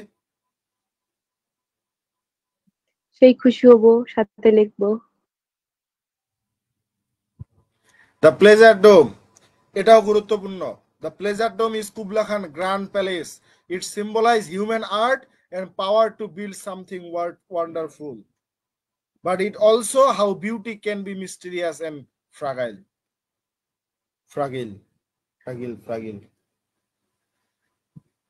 তারপর রিভার আল্পটাও আসে ব্রিফ কোশ্চেনে। The river Alph flows through caves and ends the dark sea. It symbolize nature's mystery and power. এটা আসে। আর বাকিটা দরকার নাই। এবিসিয়ান মেডও দরকার নাই, যদি মন চায় এটা একটু পড়ে নিতে পারেন। এবিসিয়ান মেড সিম্বলিজমটা she represent poetic inspiration and creativity. এটা আসে না বেশি। তবে সেই যে গানটা বাজায় ডালসিমারের, the music she plays as a symbol of art power to create beauty and magic from dreams. এটা পড়ে নিতে পারেন, পুরোটা একটু পড়ে নিলেন, মনে রাখলেন, যাতে শর্ট ব্রডেও লিখতে সুবিধা হয়।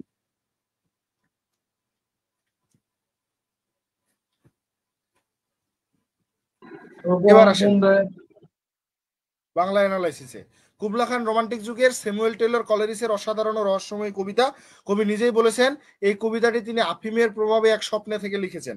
তিনি যখন স্যামুয়েল পার্সেসের পিলগ্রিমস, অর্থাৎ বইটার নাম পিলগ্রিমস, লেখকের নাম হচ্ছে পার্সেস, তো পার্সেসের পিলগ্রিম বই পড়ছিলেন, তখন তার মনে কুবলাই খানের প্রাসাদের ছবি ভেসে ওঠে। কবিতার প্রথম 54 লাইন তিনি স্বপ্ন থেকে উঠে লিখেছিলেন, কিন্তু হঠাৎ প্রলক, এই যে পরলক, PORLOC পরলক নামক এক ব্যক্তির সঙ্গে দেখা হওয়ায় তার লেখার কাজে বাধাগ্রস্ত হয় এবং কবিতাটি অসম্পূর্ণ থেকে যায়। এই জন্য লেখা ছিল পরলক কি ব্যক্তি নাকি জায়গার নাম? প্রলক শহর থেকে এক অচেনা ব্যক্তি আসে।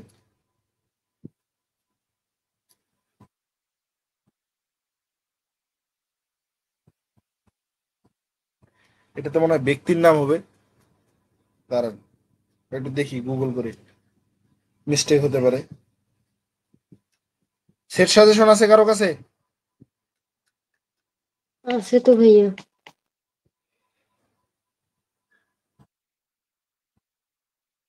দেখেন তো সেখানে উত্তরটা কি আছে।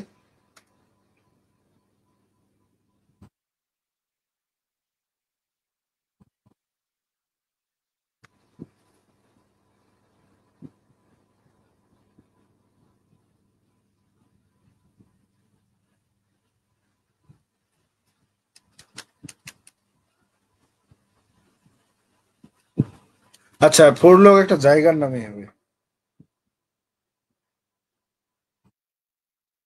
ওই প্রশ্নটা তো নাই এখানে। এটা একটা জায়গার নাম হবে, হ্যাঁ, এখানে ঠিক করে নেবেন। প্রলোক থেকে আসা একজন ব্যক্তির সঙ্গে, ব্যবসায়িক একজন ব্যক্তি, প্রলোক নামক এক জায়গার এক ব্যবসায়িক ব্যক্তির সঙ্গে দেখা হয়, তার লেখার কাজে বাধাগ্রস্ত হয় এবং কবিতাটা অসম্পূর্ণ থেকে যায়। এজন্য এই কবিতাকে একটা ফ্রাগমেন্ট বা অসম্পূর্ণ রচনা বলা হয়। প্রশ্ন আসলেও আসতে পারে কেন এটাকে ফ্রাগমেন্ট পোয়েম বলা হয়, তখন এটা বলতে হবে। কবিতার প্রধান থিম হলো কল্পনা, সৃষ্টিশীল শক্তি, প্রকৃতি রহস্য ও মানুষের মানসিক জগতের গভীরতা। কলেরিস কুবলাই খানের প্রাসাদের মাধ্যমে একটা স্বপ্নীল রহস্যময় অবিশ্বাস্য জগৎ তৈরি করেছেন। কবিতায় প্রকৃতি ও কল্পনার মেলবন্ধন খুব সুন্দরভাবে ফুটে উঠেছে। কবিতার প্রথম অংশে প্রাসাদের বর্ণনা দেওয়া হয়। কবিতার শুরুতে আমরা দেখতে পাই কুবলাই খানের যে রাজ্য, সেই রাজ্যটা হচ্ছে জানাডুতে, তার প্লেজার ডোম বা আনন্দময় প্রাসাদের বর্ণনা দেওয়া হয়েছে। এটি একটা রাজকীয় দৃষ্টিনন্দন প্রাসাদ যা নদী, গুহা ও বড় বড় টাওয়ারে ঘেরা। নদী আল্প এখানে প্রবাহিত হচ্ছে, যা গুহা দিয়ে শেষ হয় এক অন্ধকার সমুদ্রে। কবি এখানে প্রকৃতির অপরিমেয় সৌন্দর্য ও রহস্য তুলে ধরেছেন। এই বর্ণনা স্বপ্নের মতো এক অদ্ভুত জায়গার অনুভূতি দেয়। প্রাসাদের চারপাশে বাগানগুলো সুগন্ধি গাছপালা ও ঝর্ণা দিয়ে পূর্ণ ছিল। কবিতার দ্বিতীয় অংশ ছিল রহস্যময় খাদ ও ঝর্ণার কথা। কিন্তু কবিতার মিষ্টি ও শান্ত পরিবেশের পাশাপাশি কলেরিজ একটা ভয়ঙ্কর অদ্ভুত খাদ বা এখানে এক মহিলা তার দুষ্ট প্রেমিকের জন্য কান্নাকাটি করছে, যা কবিতায় প্রেম ও যন্ত্রণার মিশ্র অনুভূতি প্রকাশ করে। এই খাদ কবিতায় রহস্য ও ভয়ঙ্করতার চিত্র। এটি প্রকৃতির অপরাধ মুক্ত শক্তি ও মানুষের আবেগের মধ্যে একটা সম্পর্ক বোঝায়। কবিতার তৃতীয় অংশ ছিল ডালসিমার বাজানো একটা মেয়ের স্বপ্ন। ডালসিমার একটা বাদ্যযন্ত্র। কবিতার পরের অংশে কবি এক মেয়ের কথা বলেন যিনি ডালসিমার বাজাচ্ছিলেন বা একটা বাদ্যযন্ত্র বাজাচ্ছিল এবং মাউন্ট অ্যাবোরাপ নামের একটা পর্বতের গান গাইতেছিল। কোন পর্বতের? মাউন্ট অ্যাবোরাপ। এই মেয়েটি তার স্বপ্নের ছবি ছিল। কবিতার মনের মধ্যে এই সুর গান ফিরে পেলে তিনি তার কল্পনার প্রাসাদটি আবার তৈরি করতে পারবেন।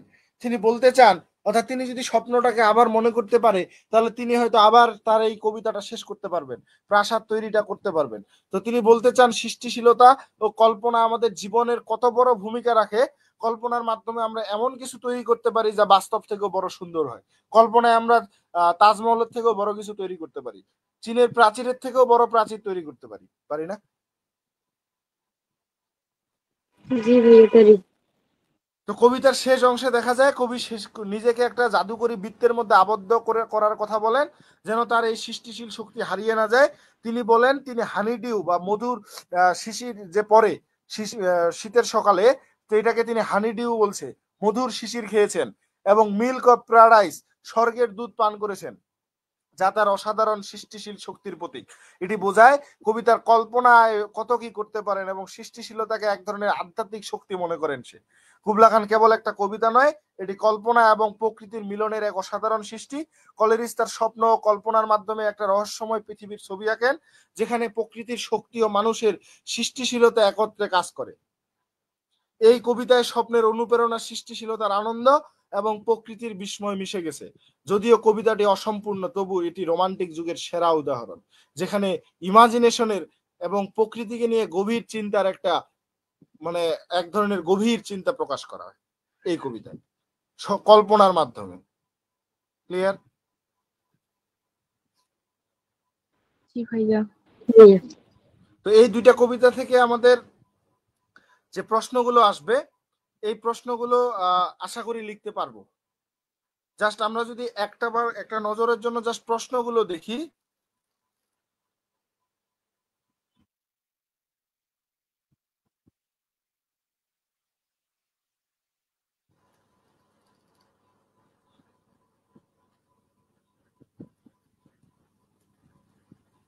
এখানে ব্রিফ গুলো দেওয়া আছে।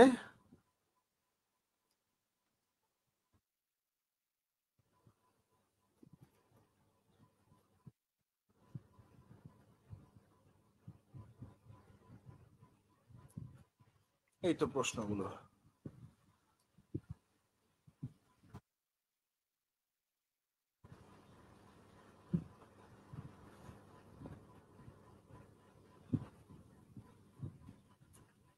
এই যে কলেরিসের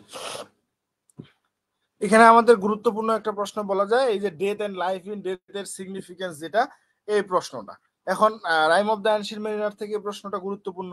এখানে ডেথ এবং লাইফ ইন ডেথের তাৎপর্যটা কি ছিল, তারা কেন এসেছিল, তারা কি করতেছিল, তারা ডাইস গেম খেলেছিল, লুডো খেলার মতো এক ধরনের জুয়া খেলতেছিল, তারপর সেই মুহূর্তে কে জিতলো, জিতার পরে কি ঘটলো, এই জিনিসটা আমরা এখানে পাবো বা এটাই লিখতে হবে। তারপর কুবলা খানের সিম্বলিজম, প্লেজার ডোম কি সিম্বলাইজ করতেছে, রিভার আল্প কি সিম্বলাইজ করতেছে, সানলেস সি কি সিম্বলাইজ করতেছে, দা সান দা মুন কি সিম্বলাইজ করতেছে, এই জিনিসগুলো আপনারা এখানে লিখতে পারেন। ওকে, তারপর এই প্রশ্নটাও একটা গুরুত্বপূর্ণ প্রশ্ন, write a short note on the wedding guest. এখন খেয়াল করেন যে হুবহু প্রশ্ন নাও আসতে পারে, যদি না আসে তাহলে কি হবে, প্রশ্নগুলো আগে ভালোভাবে বুঝবেন কি চাচ্ছে। যে প্রশ্নের উত্তরগুলো আপনারা পড়েছেন এতদিন, যে গল্পটা আপনার জানা, সেগুলো থেকে উত্তর লিখতে পারবেন। খালি খাতা তো জমা দেওয়া যাবে না, কিছু হলে তো লিখতে হবে, লিখলেই পাস করবে। অর্থাৎ আপনার যদি স্টোরিটা জানা থাকে, থিমগুলো জানা থাকে, যে প্রশ্নটাতে যা চেয়েছে তা লিখে দেওয়ার চেষ্টা করবেন, লিখে আসবেন। ক্লিয়ার?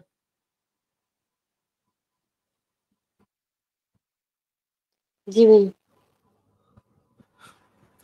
তারপর একটা গুরুত্বপূর্ণ প্রশ্ন, এই যে এটা, how was the old sailor relieved of his curse বা সাফারিং, তার দুঃখ থেকে, তার অভিশাপ থেকে সে কিভাবে মুক্তি পেল। তার মুক্তি হয়েছিল? হয় নাই। তার মুক্তিটা কিভাবে? মানুষের সামনে গল্প বলবে বলবে বলবে। শুরু থেকে কিভাবে মুক্তি পেল? প্রথমত হচ্ছে সেই সাপেদের প্রতি, তার প্রকৃতির প্রতি তার ভালোবাসা জন্ম নিল, পাখিটা তার গলা থেকে ঝরে পড়লো, এরপর সে প্রার্থনা করতে পারতেছিল, শেষ পর্যন্ত সে গল্প বলতেছিল, তার জীবনের এই যাত্রার গল্পটা, এটাই মূলত বোঝানো হয়। ওকে,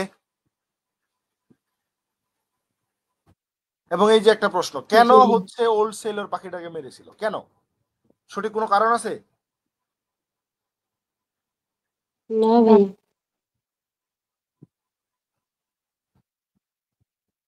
তাহলে কিভাবে ব্যাখ্যা করব?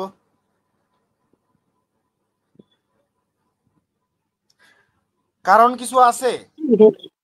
সে ভাবতেছে যে এই পাখিটা হচ্ছে অনেকটা বোরিং হয়ে গেছে, দীর্ঘদিন যাবত তাদের সাথে আছে, তাদের খাবার খেয়ে ফেলতেছে, তারা তো সমুদ্র যাত্রায় আছে, খাবার কমে যাচ্ছে পাখিটাকে খাওয়ানোর কারণে, আর ছোট্ট একটা পাখিকে মারলে কি হবে, এরকম চিন্তা ভাবনা থেকে সে পাখিটাকে মেরে ফেলেছে কিউরিসিটির বসে। এটা হচ্ছে মূল কথা, কিউরিসিটি, প্রাইড অর কিউরিসিটি। ওকে, তারপর ইমাজিনারি প্লেস অফ কুবলা খান, এই যে প্লেজার ডোম, সেটার বর্ণনা দিতে হবে কবিতাটা থেকে। এই তো এগুলোই।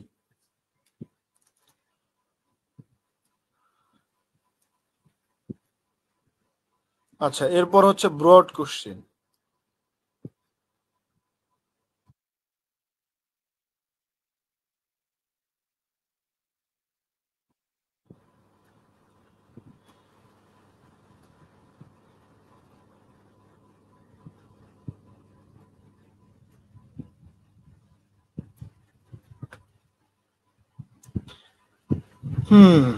গত বছর আমাদের কোন প্রশ্নটা যেন এসেছিল, কোন কবিতা থেকে?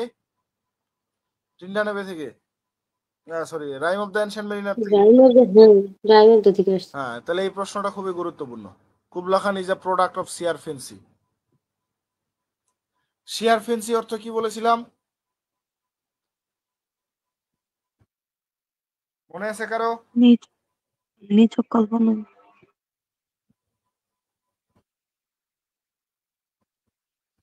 নিছক কল্পনা, জাস্ট একটা কল্পনা নির্ভর পোয়েম, বা এটা একটা ড্রিম পোয়েম। এই প্রশ্নটা গুরুত্বপূর্ণ আপনাদের আসার মতো। এখানে আপনারা ড্রিম লাইক ল্যান্ডস্কেপের কথা বলবেন, তারপর হচ্ছে আনন্যাচারাল সেটিং, প্রকৃতিতে যেরকম অবস্থা থাকে না তার থেকেও বেশি কিছু সে চেয়েছিল। তারপর হচ্ছে আমাদের তার যে স্বপ্ন এবং আফিফের কারণে কি কি ঘটলো, এই জিনিসটা আসবে। তারপর হচ্ছে তিনি এখানে আরো উল্লেখ করবেন symbol and supernatural element গুলোকে। তারপর হচ্ছে এখানে এই যে গানের কথা, এবিসিয়ান মেট, তার কথা উল্লেখ করবেন। এগুলো উল্লেখ করলেই এটার উত্তর হয়ে গেল। তারপর এটা তো 23 সালে এসেছে, ন্যাচারাল এন্ড সুপার ন্যাচারাল এই প্রশ্নটা। তাহলে তো থিমের প্রশ্নটা আসে নাই মনে হয় আপনাদের জন্য, তো থিমের প্রশ্নটা তাহলে গুরুত্বপূর্ণ। হ্যাঁ, থিমের প্রশ্নটা গুরুত্বপূর্ণ। তো এই যে describe the allegorical significance of the poem Rime of the ancient Mariner, অথবা allegory of crime, punishment and redemption. হ্যাঁ এটা তো পড়তে বলছিলেন। হ্যাঁ, এটা গুরুত্বপূর্ণ, তো পড়বেন। ক্রাইম, পানিশমেন্ট এন্ড রিডেম্পশন, তিনটা জিনিস, এই তিনটাকেই থিম বলবেন রাইম অফ দ্য এনশিয়েন্ট মেরিনারে। তারপর মেরিনার একজন মোরাল টিচার হিসেবে সে সবাইকে গল্প শোনাচ্ছিল এই জিনিসটা। সে প্রথমে ক্রাইম করে, তারপর পানিশমেন্ট পায়, সেটা থেকে মুক্তি পায়। কিভাবে, কোথায় কি ঘটলো, কোটেশন সহ লিখে দিবেন, পারবেন না? আপনাদের কাজ থাকবে একবার দুইবার করে প্রশ্নগুলো রিভিশন দেওয়া।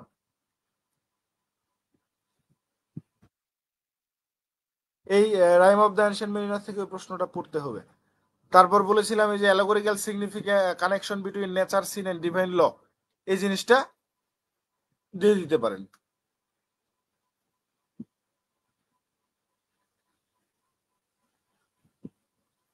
আর ইমাজিনারি ইন দা পোয়েম, এখানে কি কি ইমাজিনারি ব্যবহার করা হয়েছে সেই জিনিসটা ফুটিয়ে তুলতে হচ্ছে।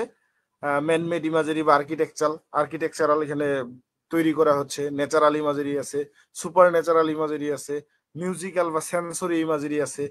এগুলো হচ্ছে জাস্ট পয়েন্ট গুলো মাথায় রাখতে পারলে লিখতে পারবেন, বা কোনটা কি জিনিস, কোনটা সুপার ন্যাচারাল, তারপর কোনটা হচ্ছে সেন্সরি বা মিউজিক্যাল, তারপর হচ্ছে কোনটা আর্কিটেকচারাল বলতেছে। জাস্ট এই জিনিসটা যদি বুঝতে পারেন, একবার মনোযোগ দিয়ে বুঝে রিডিং পড়েন, তাহলেই কিন্তু লিখতে পারার কথা। কি পারা যাবে না? ভাইয়া মনে থাকে, কিন্তু লিখতে সময় পাওয়া যায় না। প্র্যাকটিস না থাকলে পাবেন না, স্বাভাবিক। সারা বছর না লিখলে কেমনে হবে বলেন?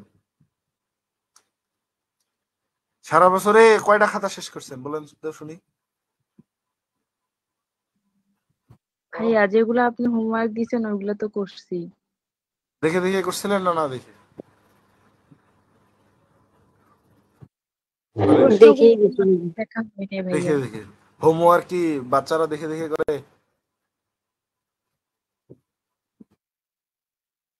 দেখে দেখে করে বলেন?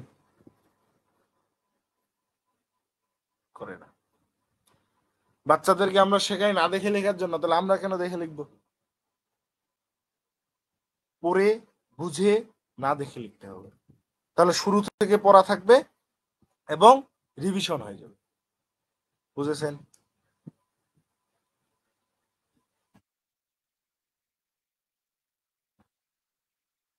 আর উইলিং সাসপেনশন অফ ডিসবিলিভ অর্থ কি বলছিলাম?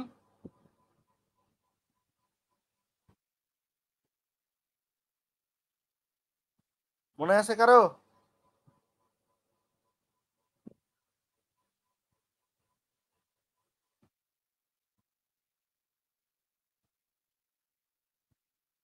কেউ কথা কয় না। কি বিরক্ত লাগতেছে? না ভাইয়া, মনে হইতেছে। পরীক্ষা দিয়ে আসছেন ক্লান্ত আপনারা, আজকে রেস্ট দরকার ছিল তাই না? ভাইয়া এটার উপরে একটু বলেন কিছু।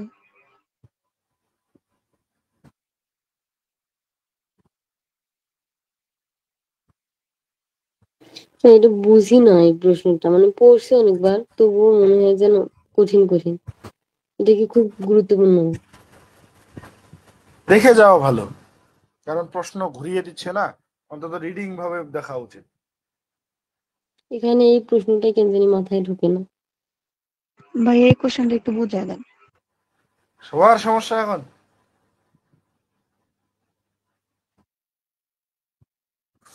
এটা আমি যেটা বলেছিলাম, আপনার চোখের সামনে আপনি যা দেখবেন সেটাকে বিশ্বাস করা।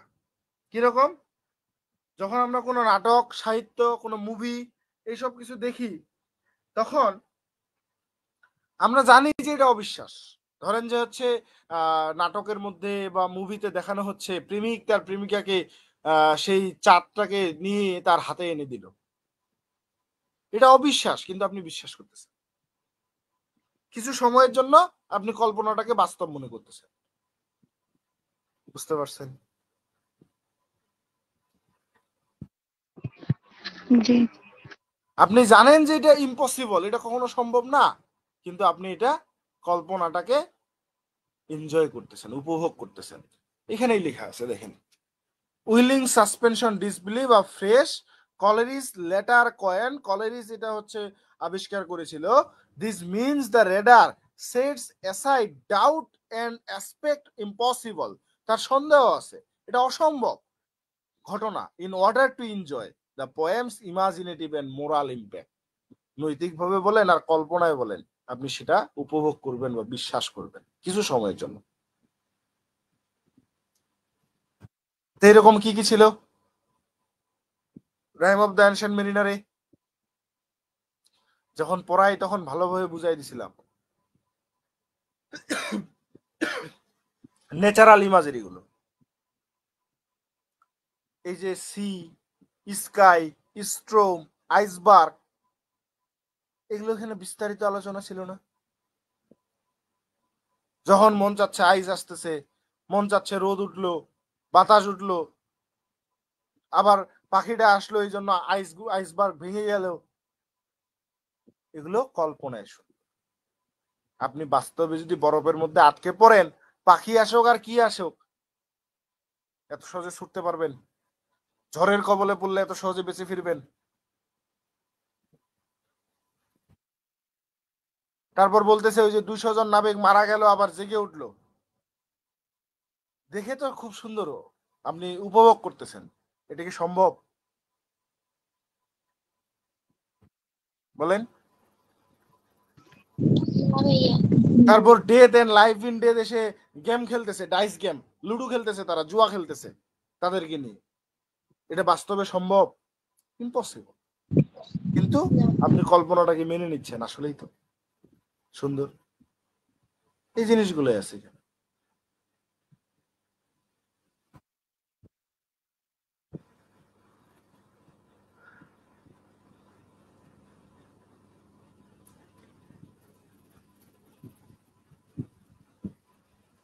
এই যে এখানে বলছি strong narrative voice, Coleridge was a compelling narrative frame to make the poem believable. The mariner tells his story to the wedding guest, creating a story within a story effect. অর্থাৎ এই মেরিনার যে তাকে গল্পটা শোনাচ্ছে, সে তো এটাকে just গল্প ভাবতে পারতো না, সে তো এটাকে বিশ্বাস করে নিছে এবং তার মধ্যে সেই ইফেক্টটা দেখা গেছে। বুঝেন নাই? এই যে beholds him with his glittering eye, the wedding guest sat on a stone, he cannot choose but hear. সেটা পছন্দ করতেছিল না, কিন্তু তারপরও সে শুনতেছে। ক্লিয়ার হয়েছে এবার উইলিং সাসপেনশন ডিসবিলিভ জিনিসটা কি? জি ভাই বুঝতে পারছি। এখন বলেন আমি কি সামনে অন্য আরেকটা শুরু করব নাকি আপনারা না ভাই রেস্ট করতে চাচ্ছেন? আজকে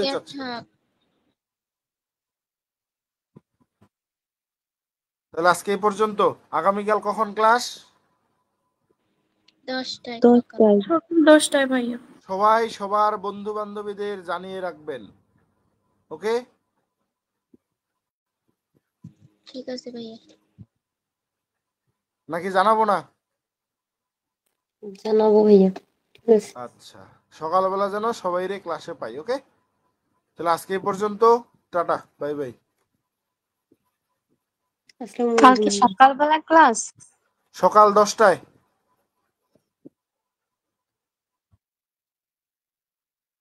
কালকে সকালবেলা দিয়ে দিব সব সাজেশন আর একটু ভালোভাবে। তারপর কোটেশন এক লাইন লিখলে হবে কিনা? কোটেশন মূলত হচ্ছে যে এক লাইন লিখে কোটেশনে প্রকাশ হয় না, 2-3 লাইন লিখতে হয় মিনিমাম। এখন আপনি যা বুঝাতে যাচ্ছেন সেই জিনিসটা এক লাইনে হয় না, কারণ কবিতায় এরকম বড় বড় কবিতাগুলোতে এক লাইনে থাকে না। তাহলে ঠিক আছে, আজকে এই পর্যন্ত। আগামীকাল সকাল 10টায় আবার কথা হচ্ছে। আমাদের অন্যান্য কবিতাগুলো আমরা শেষ করে ফেলবো কালকে, চেষ্টা করব যতগুলো শেষ করা যায় নামাজের আগ পর্যন্ত। ওকে, টাটা, বাই বাই।